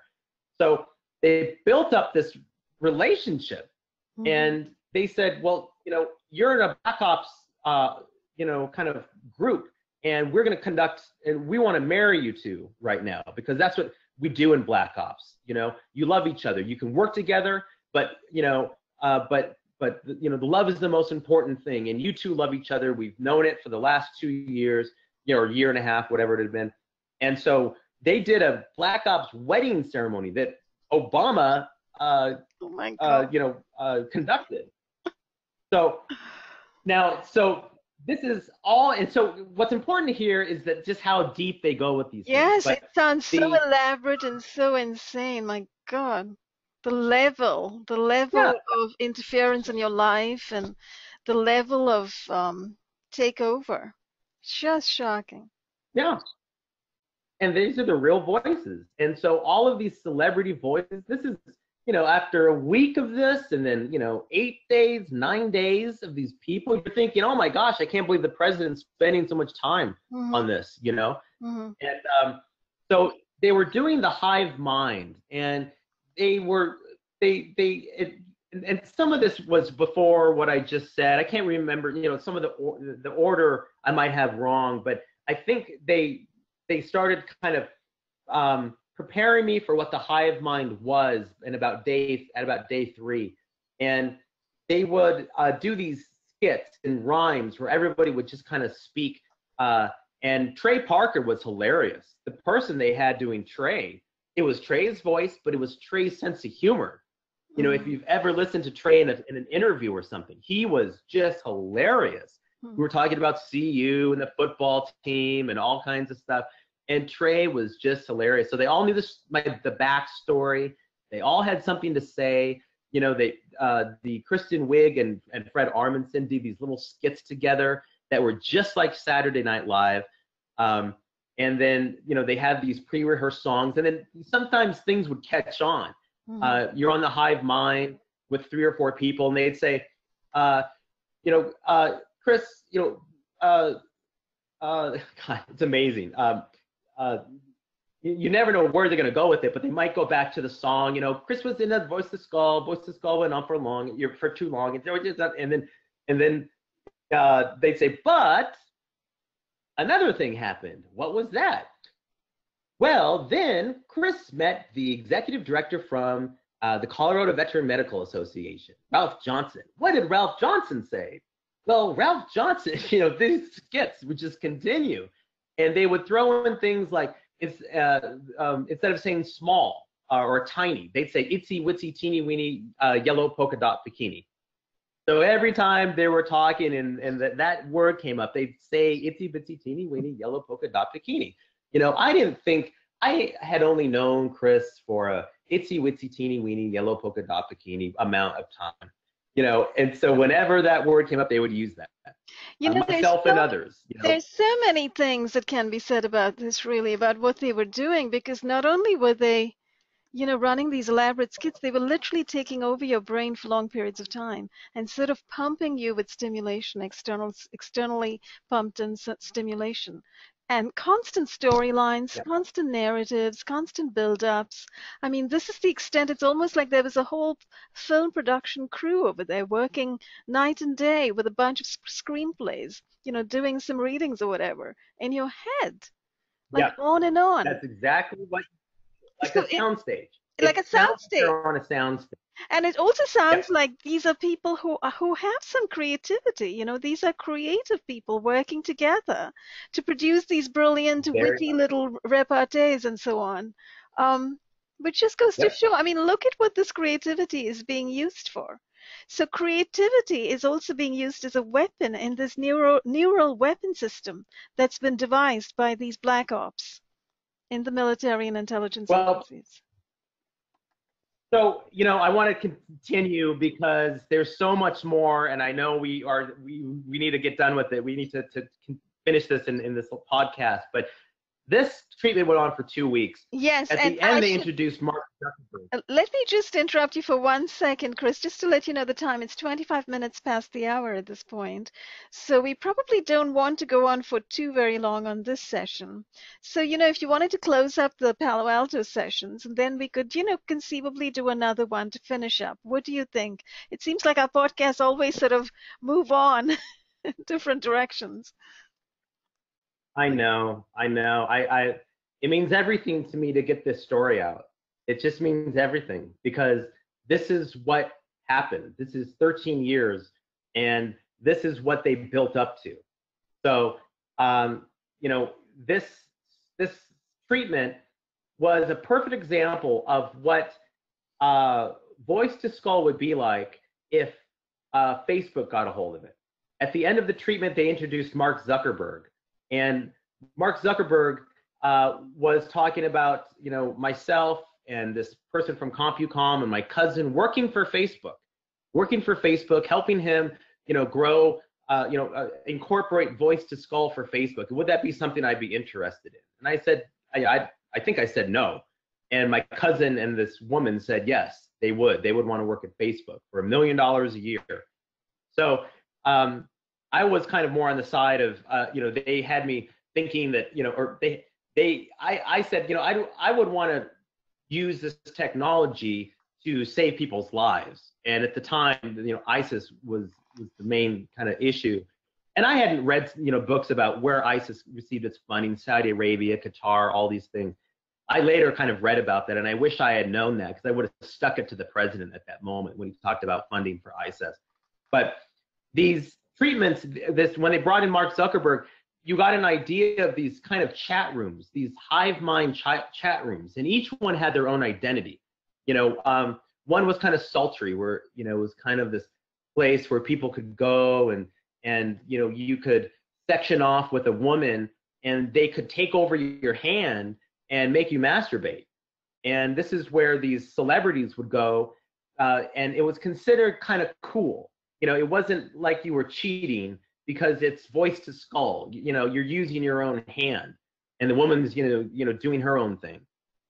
But two people could go in this chat room and be together, and they would actually take over your hand and make it move.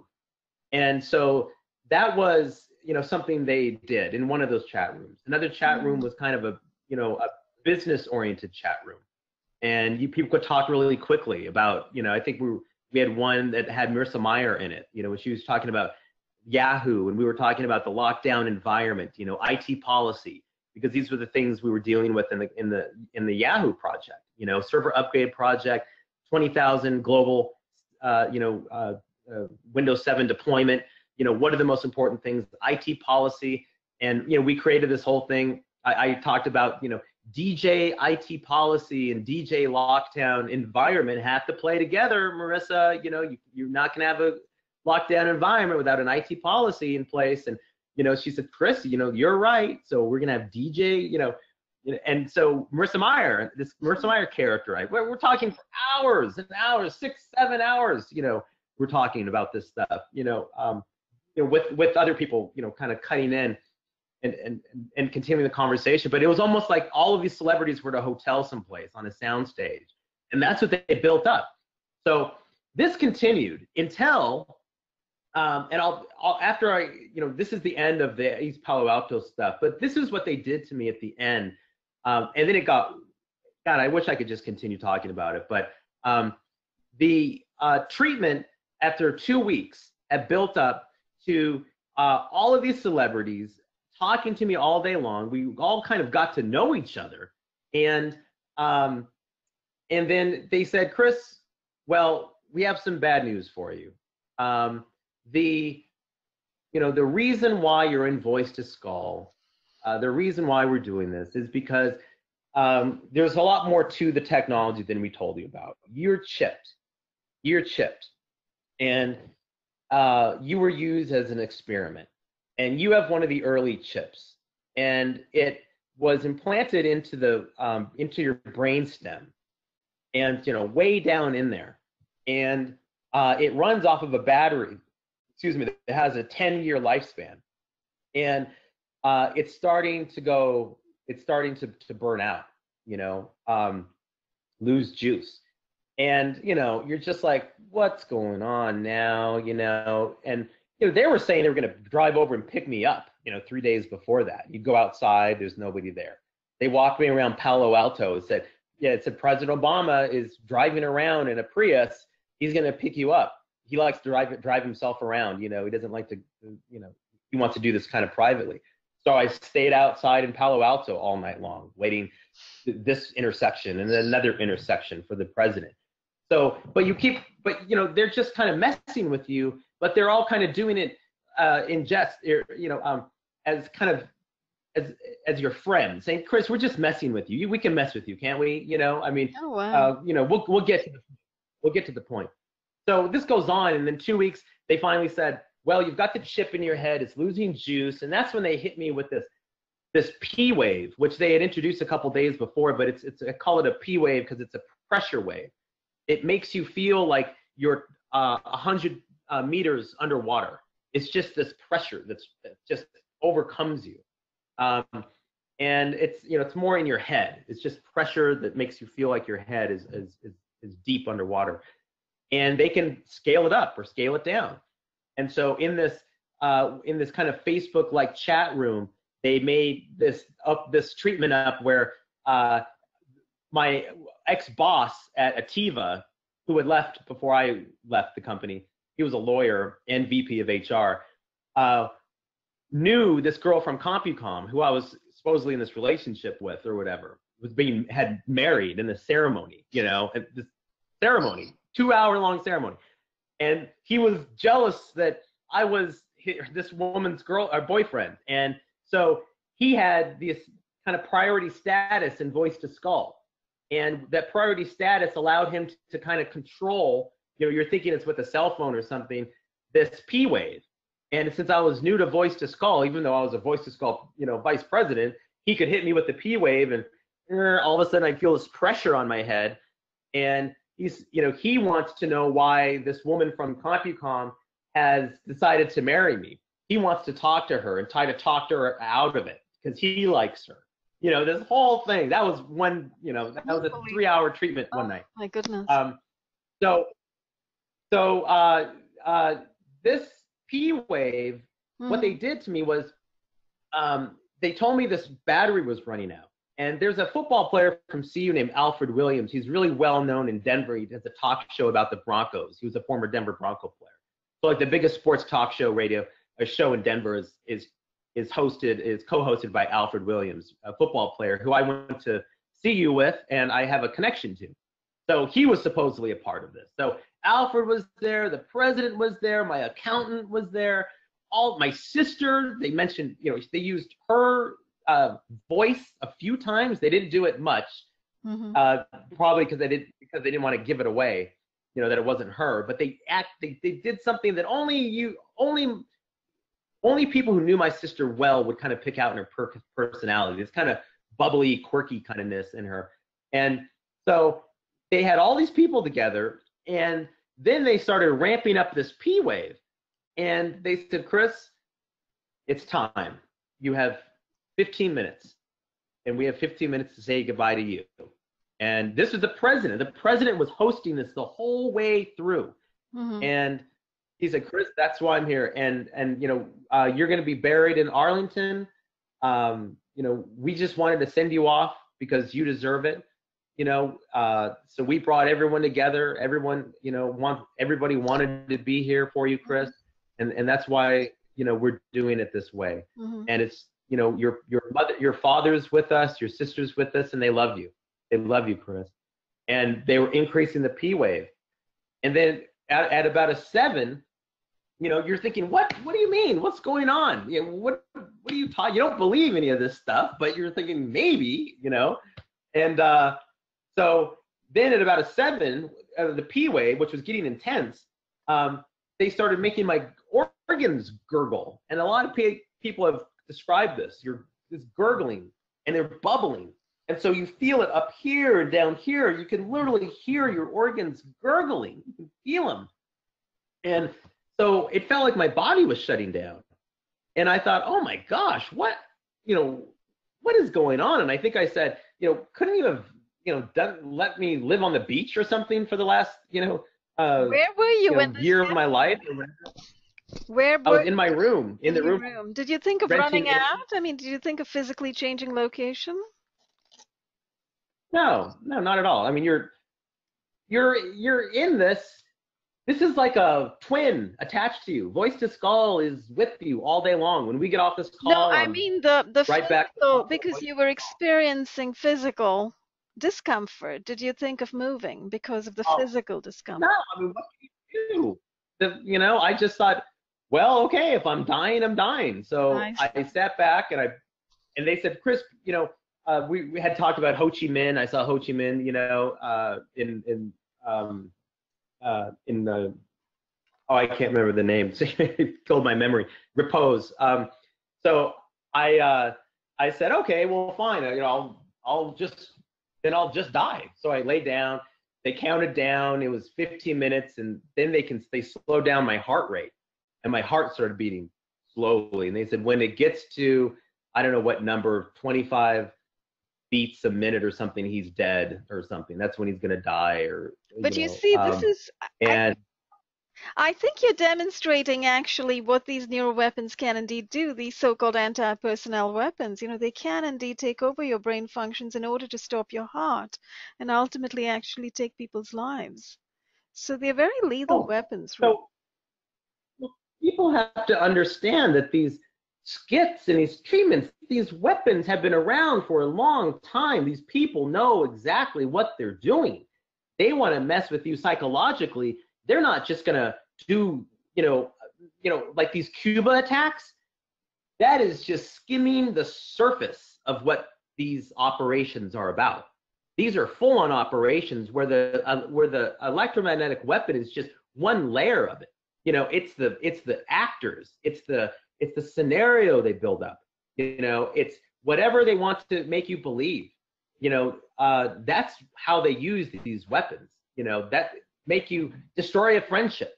They were doubting they were saying, Chris, we don't think you love your friend from CompuCom Systems. We don't think you love her. And I said, I don't believe this is going on, but I'm strong enough as a person to tell her how I feel about her. If she's really involved, I'll tell her how I feel about her. For spending 2 years with my uncle, monitoring this stuff for me, that's amazing. He said, Chris, you're not gonna, you don't have the balls to do that, And I said, sure I do.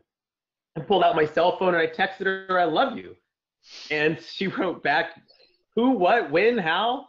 And I said, oh my God, I'm an idiot. And so I realized how dangerous this was. I'm getting, because you're always kind of with these voice discolors, they're making you think all these grandiose things. So you're just, you go into your personality and you're like, I don't care, I'll tell her. Right. So then you realize, oh my gosh, these are killers, these are torturers, what am I doing texting her this stuff? So I wrote her right back and I said, I'm a voice to skull victim. I've been tortured for the last, 12 years of my life, or 11 years of my life at that point. And if you ever hear a voice, please call the FBI, let them know that I'm a voice to skull victim. Here's my uncle's name. Here's Vera Gallagher-Davis's name, and I texted her that, and she wrote back, please don't ever contact me again. And so that right there destroyed my relationship with a program manager, a very important person from a huge, multi-billion-dollar company. And so these weapons, they're always used in conjunction with the treatments, with the gangstalking, with all these other things that are going on. That's what they're testing on it. Mm-hmm. So after 15 minutes, 20 minutes of them pulling my heart rate down and me, making me think I was dying, I finally cracked a joke because I'm not dead yet, and they started laughing. And so the treatment just continued, the next day they let me sleep, wake up, and the next day, and I do my routine. And right around then, I went to a bus stop to one night late to get a snack at the 7-Eleven, which I would walk to, every day. It was kind of a habit or, a pattern. And a guy walked up to me and he was wearing a sweatshirt that said the Manchurian Candidate Project on it.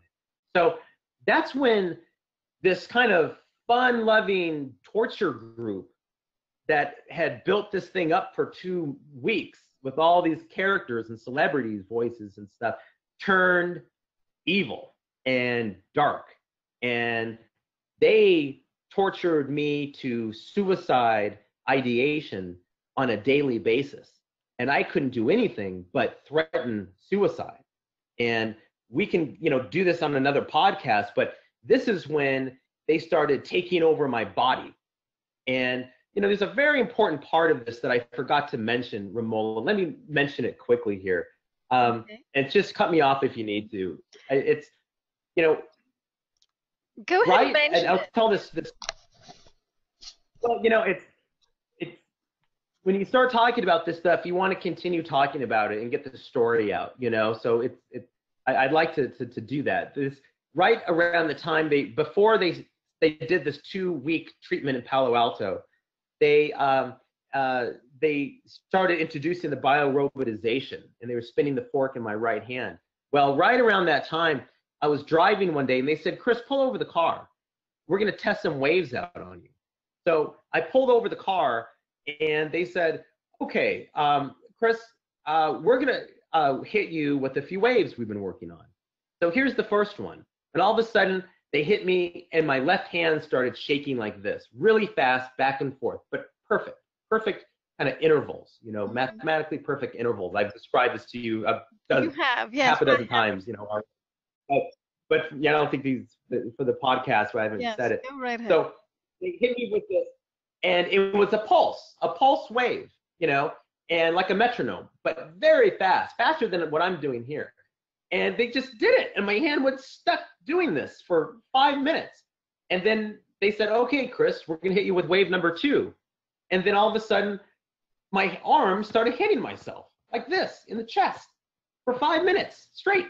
And I could kind of clench up, but my arm would still move like this, And so actually, I couldn't. I would clench up, and I would be hitting myself kind of with a balled up fist. So then that stopped. And then they said, okay, Chris, here's wave number 3. Your cousin Joe actually helped develop this wave. My cousin Joe is a physics guy, So, and they were, had talked through my, for speech with his voice. So they trying to convince me that he was involved. And they said, this is called the gas pedal wave. And that's when my right foot started extending up and down the ball of my foot down to the gas pedal and back up, gas pedal, back up. They did that about 30 times, 25, 30 times. And they said, okay, Chris, and here's the final wave. And this is all in succession. This is all 4 minutes, 5 minutes of this wave and 5 minutes of this wave. And then they said, now we're going to hit you with the last wave. And this is going to be the end of you, Chris. And I thought, oh, what are you going to do to me now? And all of a sudden, my whole torso started going back and forth in the driver's seat of the car. I'd hit the steering wheel and back to my, back to the seat, and the steering wheel back, and they wouldn't stop. And it was faster than this. It was like this, it like faster than I could even do, with myself or with my own, control, my body control. And so they did this for 15 plus minutes, and I thought they were killing me at this point. So, I had tears coming down my eyes. I'm just like, what are you doing this for? What are you doing this for? And, that was the beginning of the bio-robotization. And it got a lot worse from there. Yes. Again, these are all treatments designed to scare you. So when I tell that story, and let me just say this, when I tell this story to people, this is what's so frustrating. We were talking about psychiatrists, psychologists, friends, family, listening to stories like this. When you say these things, what are they responding to? We had someone who responded to, I think, one of our conversations, I think with Karen on Techno Crime Fighters. In the responses said, well, it sounds like you experience spasms. Does that story sound like spasms to you? I mean, does it sound like a seizure? Nobody. When you talk about friends and family, and I'm okay, but this is what angers me more than anything else. When you describe a story like that, what do they think is going on? You're lying about it? You dreamt it and thought it was real? It was a seizure? It was a spasm? I mean, this is what you deal with in the real world when you try to explain these stories. And so, you have friends and my sister and people who won't even give you 5 minutes to explain what's going on, and you tell them a story like that, and you're saying, why can't you help me go public? Why can't you protest, voice to skull? Why can't you join? It would only take 5 or 10 of us to get my whole group of friends together. I could have 500 Facebook friends and everyone else I know together if I just had my core group of family members and fraternity friends and business partners, all these people. What do you think about when I tell stories like this? What is your problem? People are killing themselves. People are killing themselves because of this torture. And you have someone like me who's describing stories like this, and a journalist can't get off their butts and talk about it. This AP writer who writes, about the Cuba stories all the time, Letterman. These people I've sent this interview to, hear these stories, they read this article, and what do they come away with? He's just making it up. I just, dropped my entire career, lost everything I have to go public in videos like this and make, have no money, have no career. I post this stuff on LinkedIn, I'm done for. I can't work in any sort of industry anymore. I have to leave the country and find a job. So this story continues. This story gets worse and worse because now they're going to what Robert Duncan calls this walk you to your death torture, where they force you to try to commit suicide. Yes. And so we can save that for another podcast. Yes, we should save that for the next podcast, Chris. But I just wanted to comment. You've raised some very pertinent questions, as to what are people thinking when they make those strange comments. And we should also take into account a couple of factors here in this scenario. One of them is that media is bought and sold, as you know, by the CIA. Operation Mockingbird never stopped. The CIA is pretty much running mainstream media. Mainstream media is also run by just six big companies, right? They're just it's like a monopoly, and you know that there is a kind of an organized crime network behind all of this. You know, media, the guys who stand in front of the cameras may look very professional, but if you look at what they are saying and what they are covering, well, you certainly come to an awareness that there is a lot that's being hidden and a lot that's being distorted in coverage. And what's happening with TIs, what's happening with neuro-weapon experimentation is definitely one big aspect of that. We should also remember that throughout history, it appears that when victims of non-consensual military and medical experimentation came forward to present their stories, they were uniformly decried as schizophrenic, paranoid, and they were dismissed and discredited. That seems to be a kind of a tactic. It's in the playbook, it's in the military playbook, it's in the intelligence playbook, and they have reeled it out. That is currently in play right here today. There are thousands of people around the world complaining of being hit with electromagnetic weapons and with sonic weapons, which are most definitely being used, you know, even by local police stations using surveillance radar, tracking radar, through wall surveillance radar, infrared, you know, weapons, etc. But it's being denied. It's being denied. It's being covered up because they think that when they have a covert weapon of this power, they need to keep it covert in order to retain that power. So I think that's going on. That's electromagnetic weapons alone, you know, that's just directed energy weapons. So think about neuro weapons. That's sort of one layer beyond. Neuro weapons is total takeover of the human brain and the human body.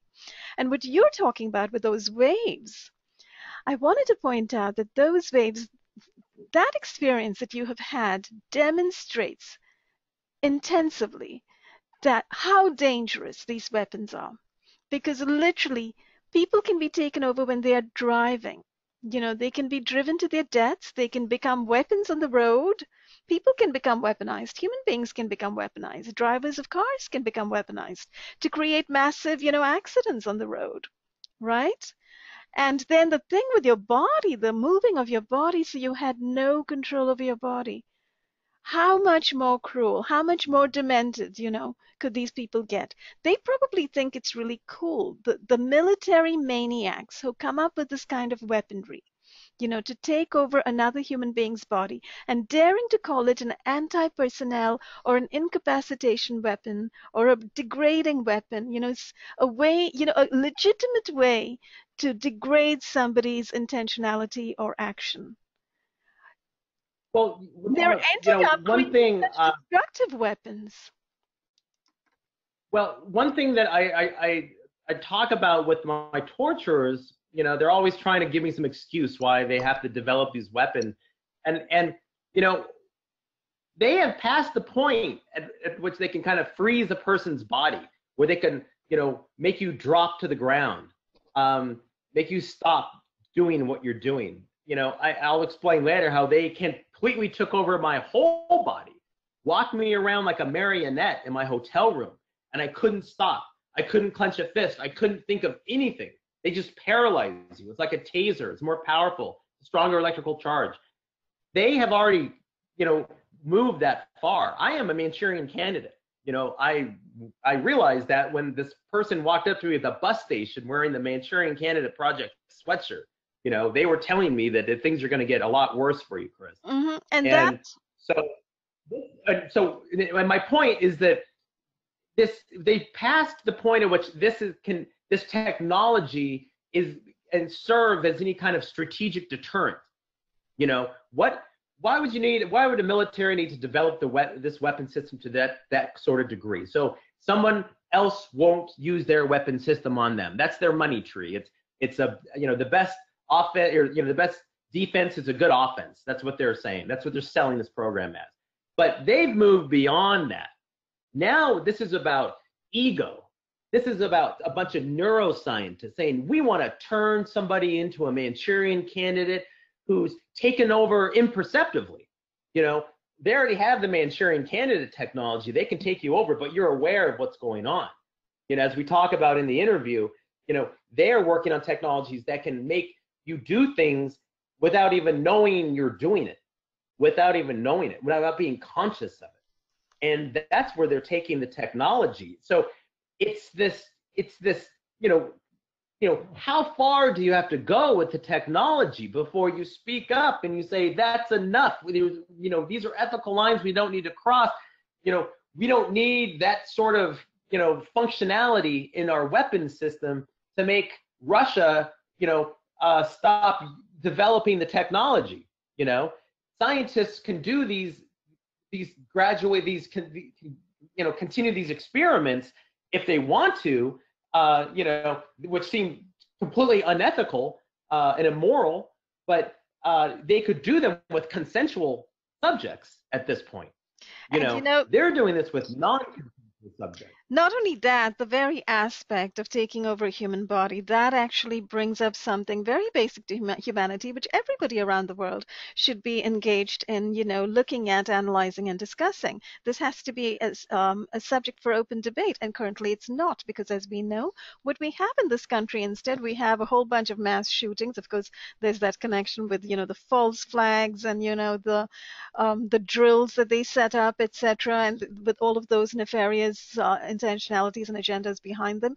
But in many cases, there are indeed people whom you can look back on and say, well, that guy looks like, a total Manchurian candidate. He might very well have been somebody from the MK Ultra program, which has never stopped, as we know. So this whole Manchurian candidate scenario, which you are giving us a deep insight into, and pretty much anybody who's experienced something similar to what you have experienced, and I know there are many actually who are coming forward now and who are reporting biorobotizing and bio-takeover and neuro-takeover and neuro-hacking. And I hope to, that we can bring out more and more of these stories, because people need to understand that this is going on.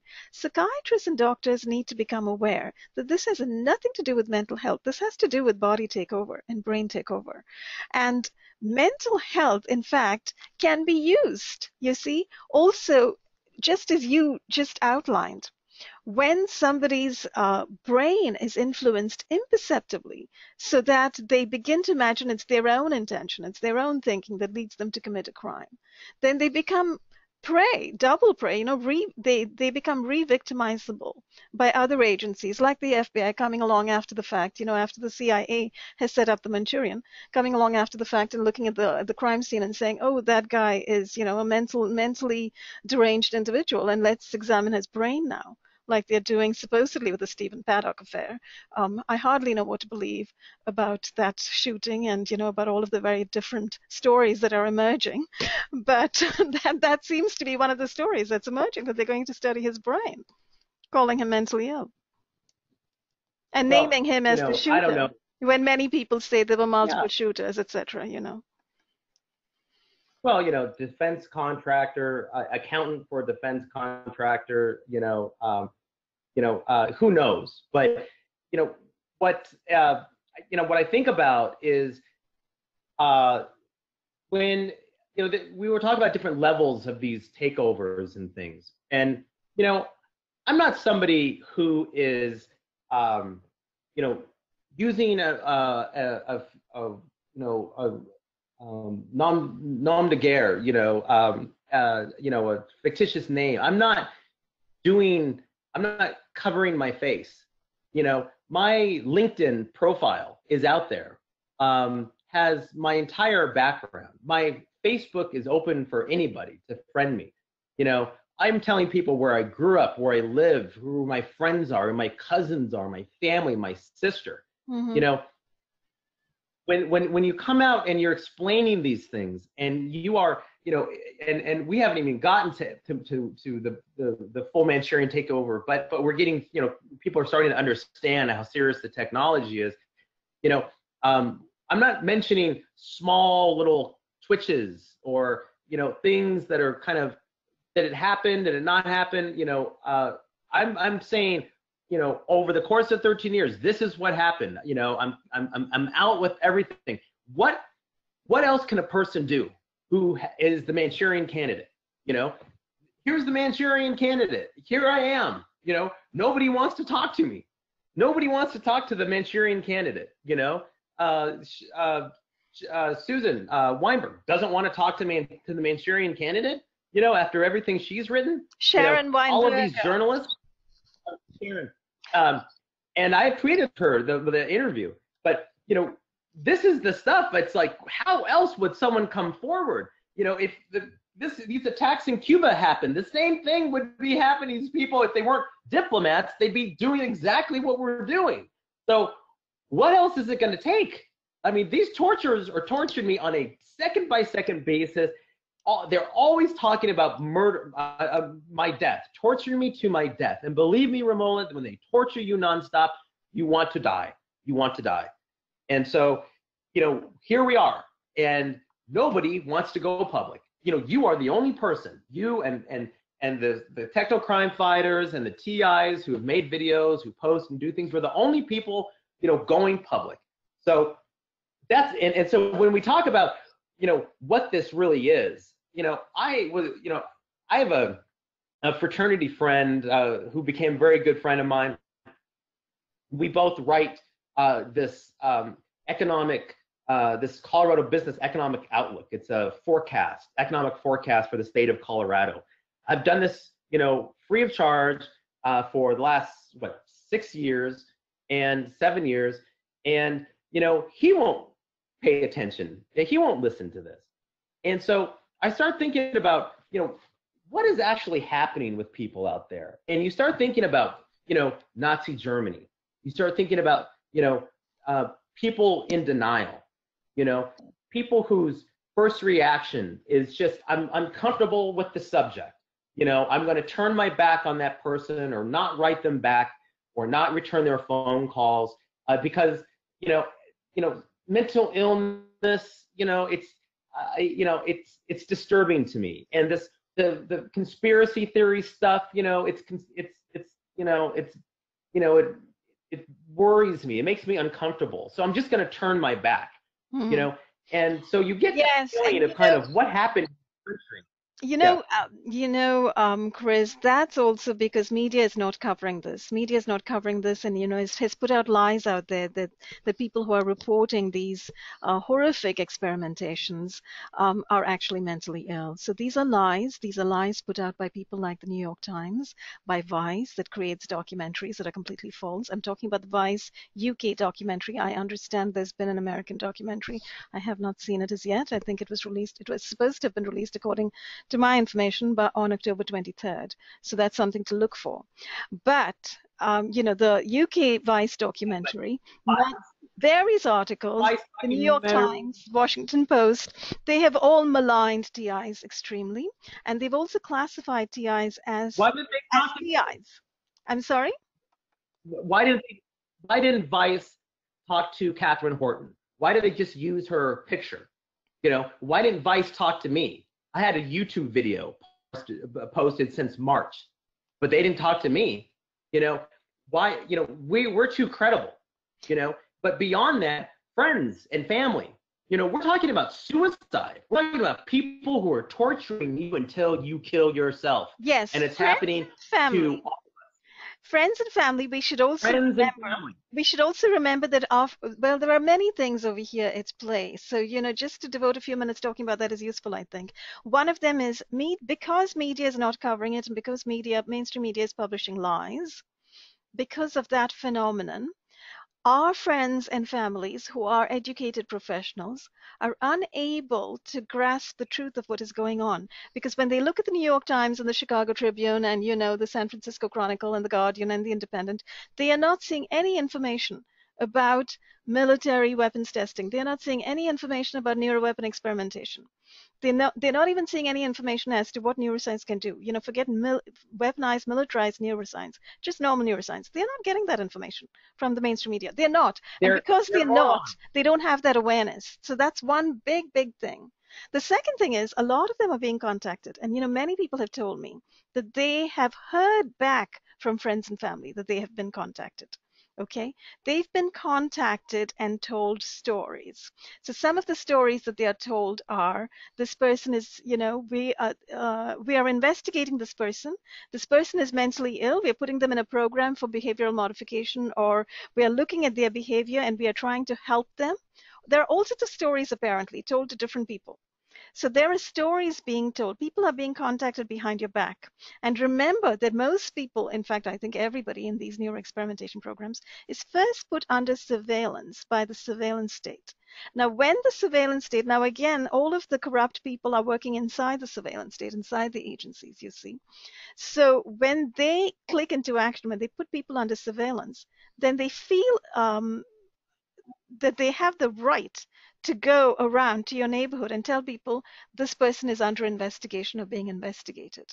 In other words, what they are doing actively is to destroy people's reputations, defame and slander people, so that people who are being experimented upon, when they speak out, are not taken seriously, are completely dismissed and discredited and not believed. They are not believed.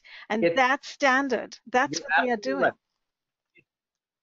For people, it's amazing because so many TIs have stories that, involve things being, moved around and gang stalking that, is hard to describe. I have a story that is, look at what's going on. How do you explain this? How do you explain this? Yes, and here's this gentleman, Michael Raines. Here's this gentleman, Michael Raines, in California, who was adopted by a Jewish family and a sweetheart family. His father passed away. I never met him, but his mother's a sweetheart. I lived with her when I lived at Michael's house for a couple of months when she came and visited. And so here's a person who's involved in gang stalking. Here's a person who is, never had to work in his life, who was raised by a Jewish family, and is a part of a non-consensual Mengele-like, experiment. These are the people who, and there are individuals like Michael's Raines in all of our kind of stories, who, if people are aware of him. I was kind of, it was made so obvious to me when he shook me down for money, that he was involved, and questioned my business relationship, that it was, it had to be connected. But, here are individuals like this, and we're turning their backs on another Holocaust, on another Holocaust. And, nobody's out there trying to contact Michael Raines. Michael, why are you doing this? Betsy Raines, Michael's mother. Betsy, are you aware that your son's doing this? Betsy knows he has a criminal record, did a year in a federal penitentiary. She's allowing this to happen. She's funding him. She's giving him money. So he doesn't have to work. These people who are sometimes these gang stalkers, are wealthy. They have nothing better to do. And so this is what's happening.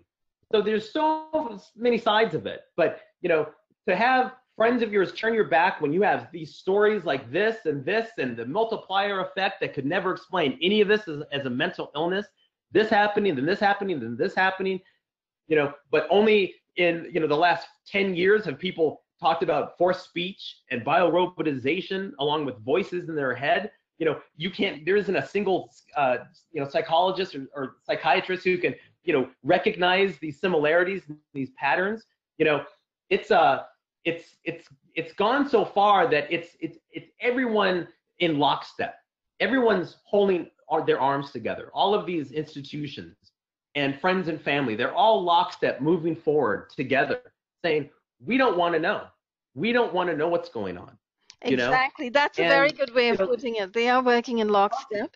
And, they're also being mind controlled. I mean, think about it. I think this is another thing, we have to actually, ultimately it's we who are speaking out. Those of us who are on the inside, who are all being assaulted, who are all being uber surveilled by this out-of-state surveillance controlled surveillance state that is surveilling normal people instead of surveilling criminals. Instead of keeping an eye on people who might blow up a building, they're keeping an eye on people of every kind. So people who are educated like we are, and who would like to live our own lives, focusing on our own work, and have nothing to do with agencies like the CIA and the FBI and the DHS. But apparently they want to have a great deal to do with us. They want very much to control our brains. They want to control what we say, what we think, and how we relate to each other, because this is what's coming down the pike. Neuro-hacking is coming down the pike, and in fact it's not just coming down the pike, it's already here, as you are amply demonstrating. So, I think mind control of the masses is also what's going on. There are many, many technologies now for people's brains to be manipulated into states of docility and subservience and compliance, and through electromagnetic frequencies. And apparently that's what's going on. People's minds are being dulled. And I think in our immediate vicinity, we can see that very clearly, where every time we speak out, our own immediate family members are unable to grasp the urgency, the gravity of what is going on. They're unable to grasp it. And they just think, oh, it's not talked about on NPR or PBS and, what their favorite channels, whatever they are. And therefore, it doesn't exist as a problem. The diplomats were attacked. But the diplomats were attacked. And, Facebook has the technology, and Elon Musk has the technology, and the PBS, and Neil deGrasse Tyson is talking about it. This isn't stuff that's just happening in a vacuum. There is no information about it. Someone's just claiming they're being taken over and shaken, and all of these things, and there's no frame of reference for it. This is happening while these weapons are being used against diplomats, and these are just the surface level weapons. What's amazing to me is that it really teaches me a lot about human nature in the face of atrocity. You don't know the atrocities happening until it's too late. Cambodia, we know about Nazi Germany. We know about genocides, all over all over the planet. You always find out too late. The UN finds out too late. I lived in Cambodia for 6 months, and I love Khmer people, and to hear what the United States and what the United Nations did to Cambodia, and what the citizens of the United States did by turning their back on them. They protested and they stopped the war, and the bombing, in Cambodia opened some eyes. But we're talking about people, who had the responsibilities to report on this, break down the walls, to find out what was going on. John Pilger is the only person who even filmed the documentary, and it was too late. But in the face of atrocity, when people are just more interested in looking the other way, don't pay attention to this story. It's too hard to believe. When all of this is right here, when we're all in the 21st century, 2017, with these technologies that are, hacking your mind. We read about it every day, mind control, reading, flying planes and writing out texts and all of this stuff, and meanwhile, people like me are killing themselves trying, to stop this torture. It's the only exit door we have is suicide. And, here are our friends and family, they're too busy, watering the lawn. This house my parents have is beautiful. I mean, this is Saguaro National Park that they're right next to. Mm-hmm. This is a beautiful home. And they would rather, talk to me about how my interviews are going for this job. And this friend of mine who I asked for a letter of reference from, I've given him 2 letter of references. He's a consultant for the government information systems. He's kind of a special SAP, consultant, business consultant. And he, when I had my IT business and was doing really well, he counted on me for references. And so I've written him, 2 or 3 references and giving phone references for him. That really helped him secure jobs with, big time management consulting firms, and so I asked him for a reference, and, I asked him to watch these podcasts and to read this interview, and, he didn't do it. He responded back to me, well, Chris, I'm not sure about the reference because, I'm not sure Vietnam or Cambodia or Southeast Asia is a good idea for you. What are you going to do? What are you going to do about money? like he's a Yeah. father figure or something. Yeah. All right. Yeah. And it's like, well, why don't you read the freaking stories so so we're talking the same language here. I am tortured nonstop when I work in America. That's the last thing the torturers want, is for you to make money, because then you can, fund websites, you can pay for advertisements, you can, get the word out, more effectively. They don't want that. So this is all I can do.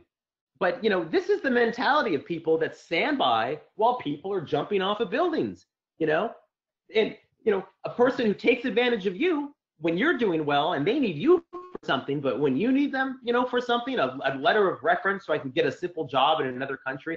Well, we don't know about that, Chris. It's just because we're worried about you. It's like, that is what we're all dealing with, the TIs. And it's something that's so frustrating. And I'm sorry I'm so emotional. I don't mean to call people morons, but it's just, it's reached the point that that the public has to stop what they're doing, realize that they can't go on with their regular lives anymore. They have to take a break, and they need to pay attention to the stories their friends and family members are telling them, and pay attention to my story. If people can't communicate these experiences, because they've been inserted and, every 2 weeks, and their experiments are designed to mimic schizophrenia perfectly, so it's impossible for them to describe what's happening to them without them sounding schizophrenic. This is what's happening to a lot of people. Go to my story. Go to my story. When Dr. Horton talks about these free counseling sessions, well, go to my story.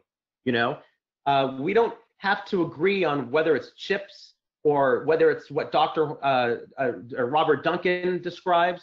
We know the technology is real. It doesn't have to be defined by people who aren't being told what it is. These are what the patents say. This is what it could be. This is what could be used in some people's experiments, but not others. We don't have to get into that. We have to get into these frequency weapons and what they're doing, and so absolutely, that's. I think what you're talking about also is the great need for people to pay attention at this moment in history, rather than wait for things to become exponentially worse, because they are definitely headed that way. Because this electronic control grid, which is now being used against certain targeted individuals, and in concentric circles out from them to their families and friends, unbeknownst to them. Many people don't really know they're targeted. They just get illnesses and they think they're getting illnesses. They don't realize they're being hit with frequencies. So you see, it's targeted individuals who have the awareness. Yes. So it's the same with neuro. They can hit you with the frequency, like I described, this kind of discombobulation wave that can go up to a 10 or down to a 1. They could hit everybody with a 1, with a 1.5, and just dumb you down enough so that you're not thinking about. You're just not up to par. You can't find words. You've lost your memory. Can't find words. You're doing your job. You can do your day-to-day job. We can all kind of do our jobs kind of almost, mindlessly, but, they could make it so that you couldn't do calculations in your head. Exactly. And that's make it so you couldn't. They can just sort of take people out of action at any time, right? Alzheimer's could be easily induced in this fashion. Parkinson's could be easily induced. Dementia could be easily induced. And I believe, looking at the figures, that it already is, that these things are already going on. And you're right, it behooves media to stand up and sit up and pay attention, and they're not doing it. So, but however, the point that I wanted to make really, Chris, is it must be frustrating to see that, we are doing these podcasts, we're putting this information out there, we've done this big interview, we've printed it, and nobody, blinks, nobody bats an eyelid, nobody bothers. So, however, the reason I do what I do, and the reason I continue to write, and I've been doing this for 4 years now, I've been trying to wake people up. And I do think I've gotten somewhere at this point in time. I do think that my words out there are making a bit of a ripple out there in the vast sea of human consciousness, because many people have over time slowly, gotten to have contacted me or have given me to understand that they are beginning to learn something about what is really going on with directed energy weapons, with covert operations, with what's not being told about what the surveillance state is really doing, about weapons testing that's really going on thanks to weapons contracts that we can actually get our hands on because they're all out in the public domain now, whether it's with the USAF or the US Navy or the DoD. And also with neuro-experimentation. And we're beginning to understand now the vast collusion between universities, research associations, institutions, and defense agencies, defense and military intelligence agencies. So we're beginning to unearth all of that information. That information is coming out. And I do think people are waking up. And some of those people belong to, little alt media enclaves, or they might even belong to mainstream media, but they are waking up and they are becoming aware. And I have every faith in what you have done.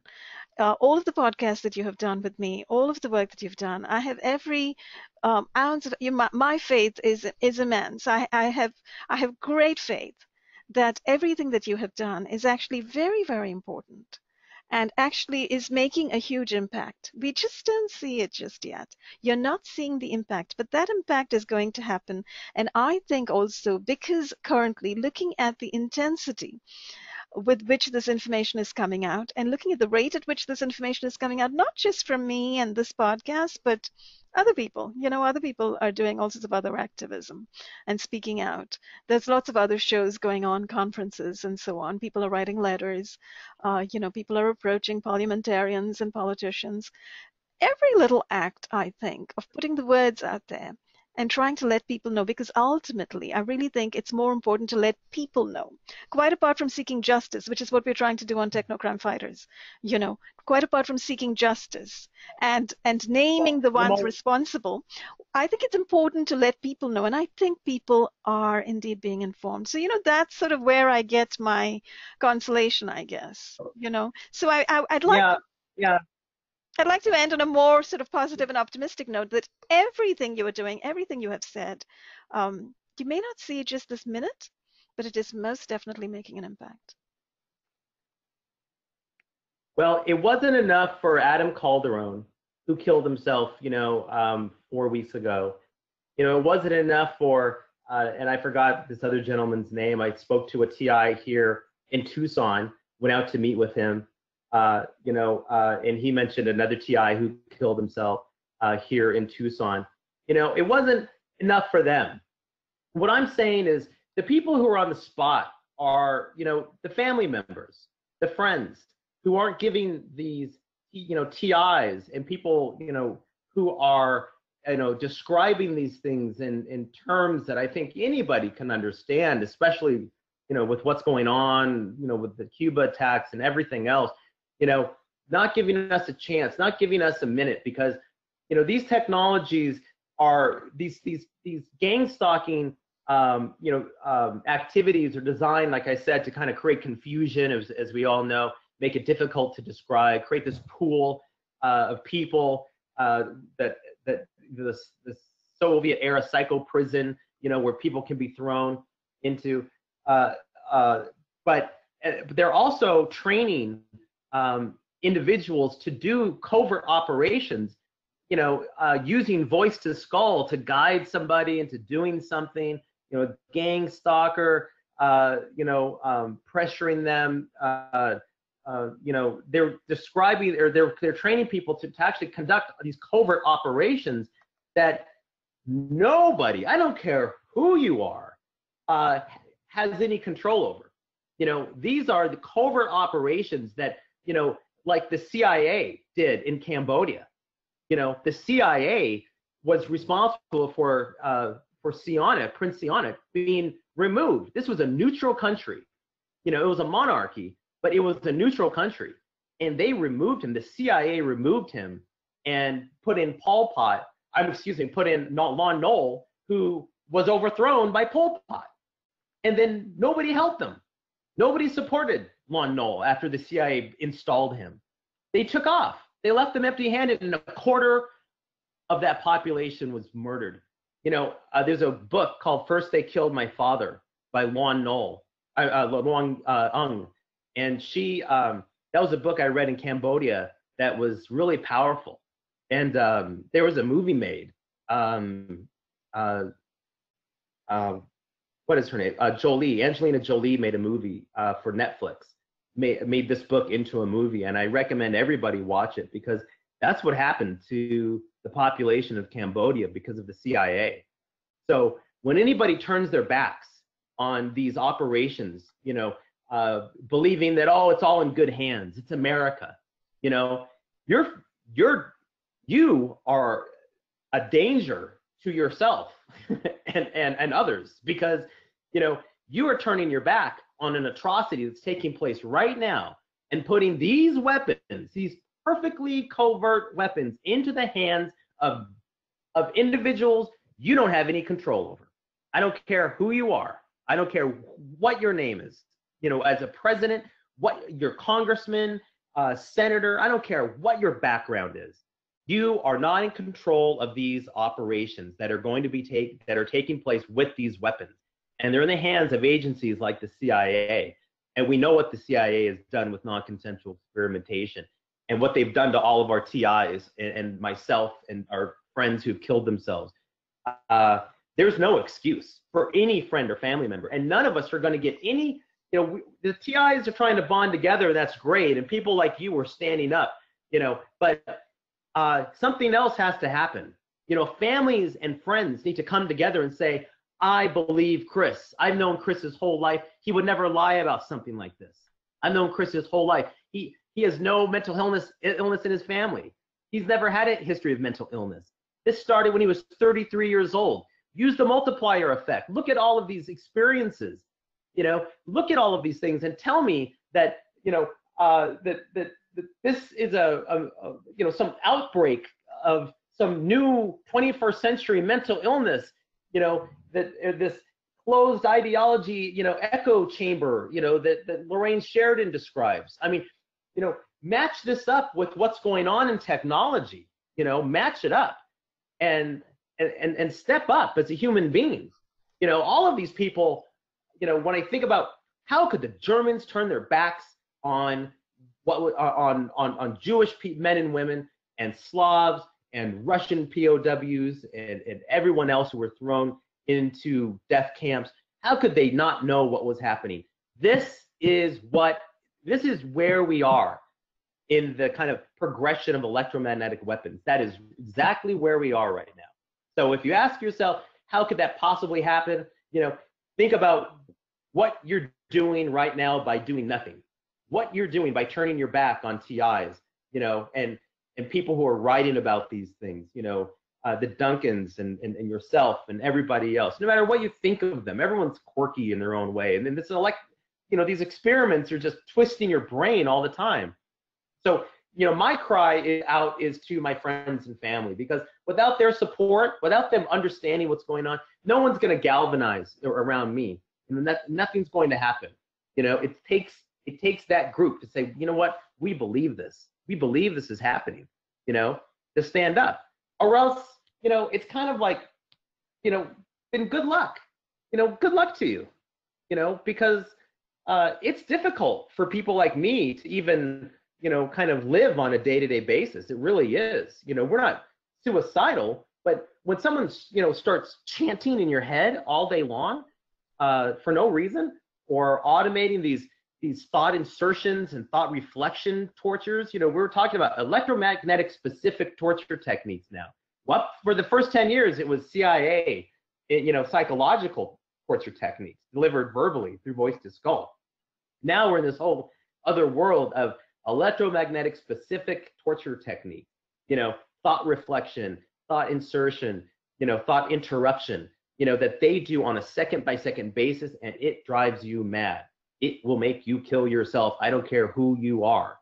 So, that's where we are. I mean, that's what's happening. So that's my kind of, thanks for giving me the time to kind of spell that out. And I'm sorry to, be kind of sound kind of emotional today, but we're at that point in time, and I need to get this stuff out.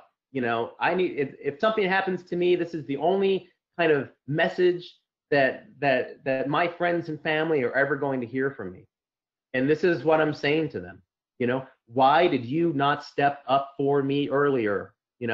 Laurel, my sister, Brian, Poole, Lou Pointer, my friends and family, my cousins, my best friends, why did you not stand up for me earlier? Why did you not do it?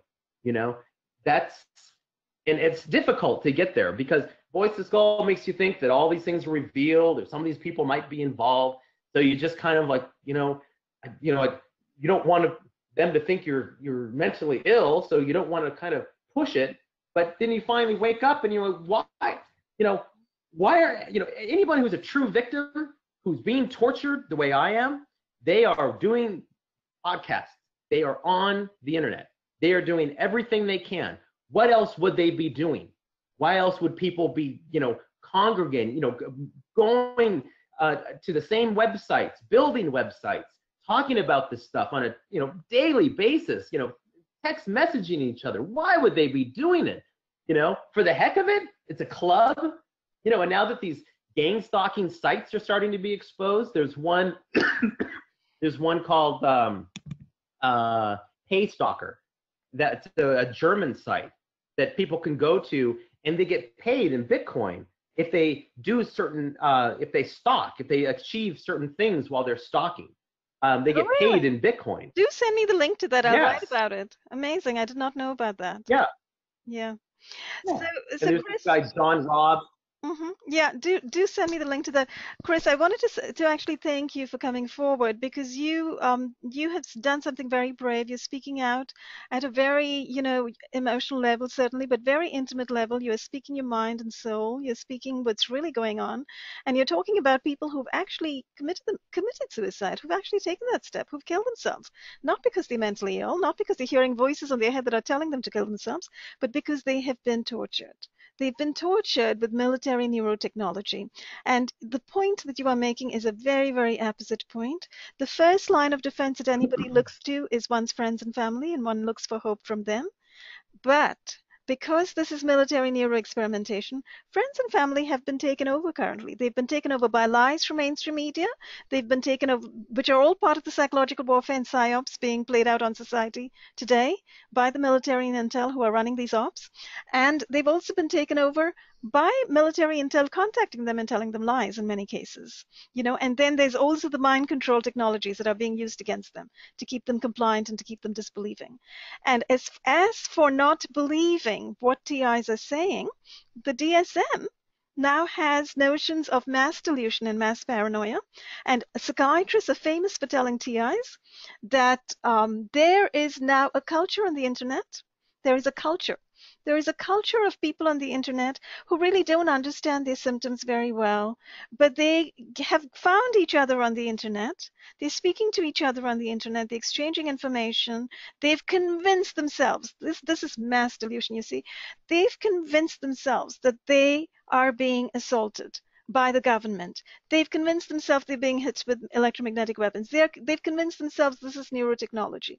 They've convinced themselves. So this BS is coming straight out of the DSM, and it's coming out of your friendly mom and pop psychiatrist whom people go to. It's completely wrongful. And it can be easily destroyed by looking at the military contracts and by looking at the military patents and by reading the words of military and intelligence whistleblowers and scientists. But this is the situation. And so within this situation, what I want to say is what you are doing is very brave because you are speaking out and you are telling the truth as it is. And, the question that you're asking is, when are they going to wake up to this atrocity? The atrocity is happening now. People need to wake up right now. So, we should close on that note because that question is something that should reverberate in the minds of everybody watching, whether they're friends and family of those who are reporting being targeted or doctors and psychiatrists. We need doctors and psychiatrists to wake up and get real and get informed. If they do not get real and get informed and start educating others, what hope is there for the rest of the country? I personally have great contempt currently for doctors and psychiatrists because they're not showing me any awareness of being informed or being able to open their minds to what on earth is going on. If I can read the military documents and I can write about it, if I can look at the contracts and look at the patents, why can't they?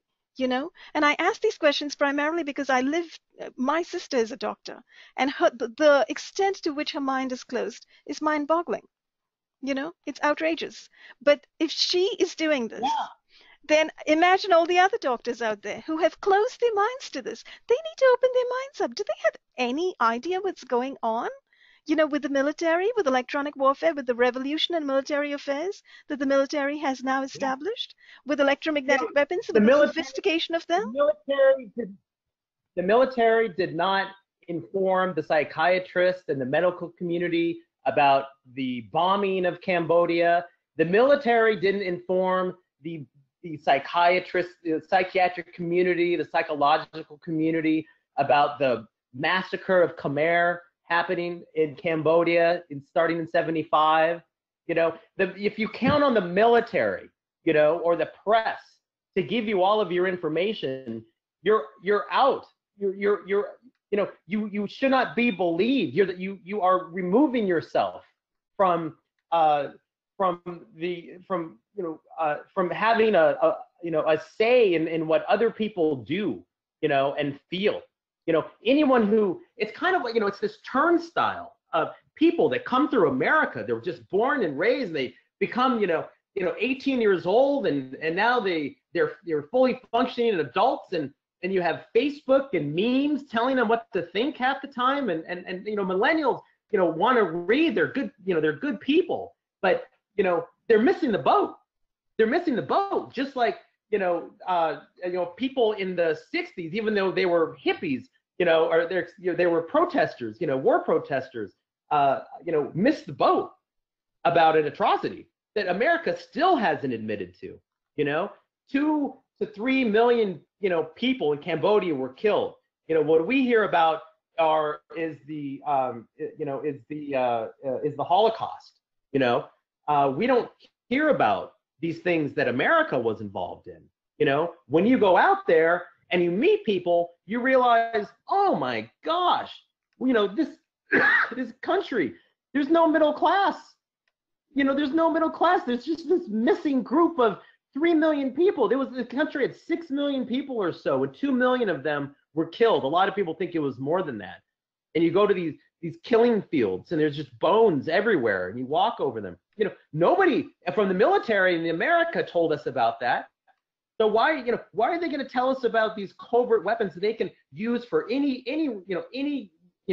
operation they want to? This is their meat and potatoes. This is their special covert weaponry that they can get away using for, you know, umpteen years, as long as they don't tell anybody about it. So that's what America's doing. That's what Donald Trump is doing. That's what Barack, that son of a bitch, Obama, did for 8 years while people like me killed ourselves. Kept the weapons secret. Not for a strategic, you know, advantage, to deter other countries from making weapons like this. No. We're way beyond that. We're way beyond it. These weapons can already do all of that. You know, it's just so the people who are making money or on the gravy train can continue cashing in. You know, and that's really what this is about, because you know, there's $700 billion being poured into the military, and you know, however many billion into surveillance, into the intelligence agencies, and into the private security industry. I understand that's a $350 billion industry. So you see, that's what's happened today, and people don't realize it. So these guys have sort of gained power over the rest of us, and they are using covert weapons, and people need to wake up to that. And you know, you are so impassioned, you kind of push me right into the same space, and we have to have you on Techno Crime Fighters Forum again. I kind of have to take off right now, so we have to close the session down.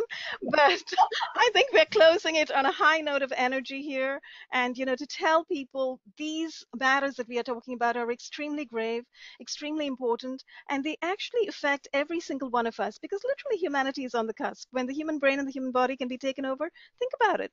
That can happen to your child, is probably already happening to your child or your grandchild, and to your grandmother and your mother and your father. So it's happening all around, you know, in the entire human family. So it's something we need to wake up to and be very aware of. So on which note, I'm going to have to sign off. Is there any last parting shot that you want to leave the world with today, Chris? No. If, you know, I wanted to get most of the story out. I wanted to exclaim how disappointed I am in everybody who turned their back on the TIs. and on, on me, at least those in my family. You know, you know, you have a story like this, something like that happens to you, and you can't put your head around it with what's going on in Cuba. You're just not, you're not what you claim to be. You're not the humanitarian you think you are. So that's just what I wanted to say. If something happens to me, I've got it all out. And Romola, I love you for doing everything to help me. I'm sorry I've been kind of, like you said, impassioned today, but I have to be. I have to be. Every time I speak about this, I have to be impassioned, because people have to be grabbed by the shirt and told, look at this video, look at what's going on to these people. Just because it's not affecting you right now doesn't mean, like you said, it's not going to affect you in some subliminal way. But more than that, you could be just, erased from society, or your children could be, or your parents, or your cousins, or your uncles, whoever it is, your friends. It could just be erased from society. And so people might think, well, it's just a testing program, once they get through it, and just thinking like that is just disgusting, it's just disgusting. So anyway, I could talk for days about it, but Romola, thank you very much. And I look forward to chatting with you another time. You're very welcome. Thank you, Chris. And, as you say, I know you wanted to put it all out in the podcast. And, as I said, I welcomed it, and I'm happy to offer that space for you to do so. And you never know, this one may be one for the history books, and people may indeed be quoting the things that you have said in it, for in years to come.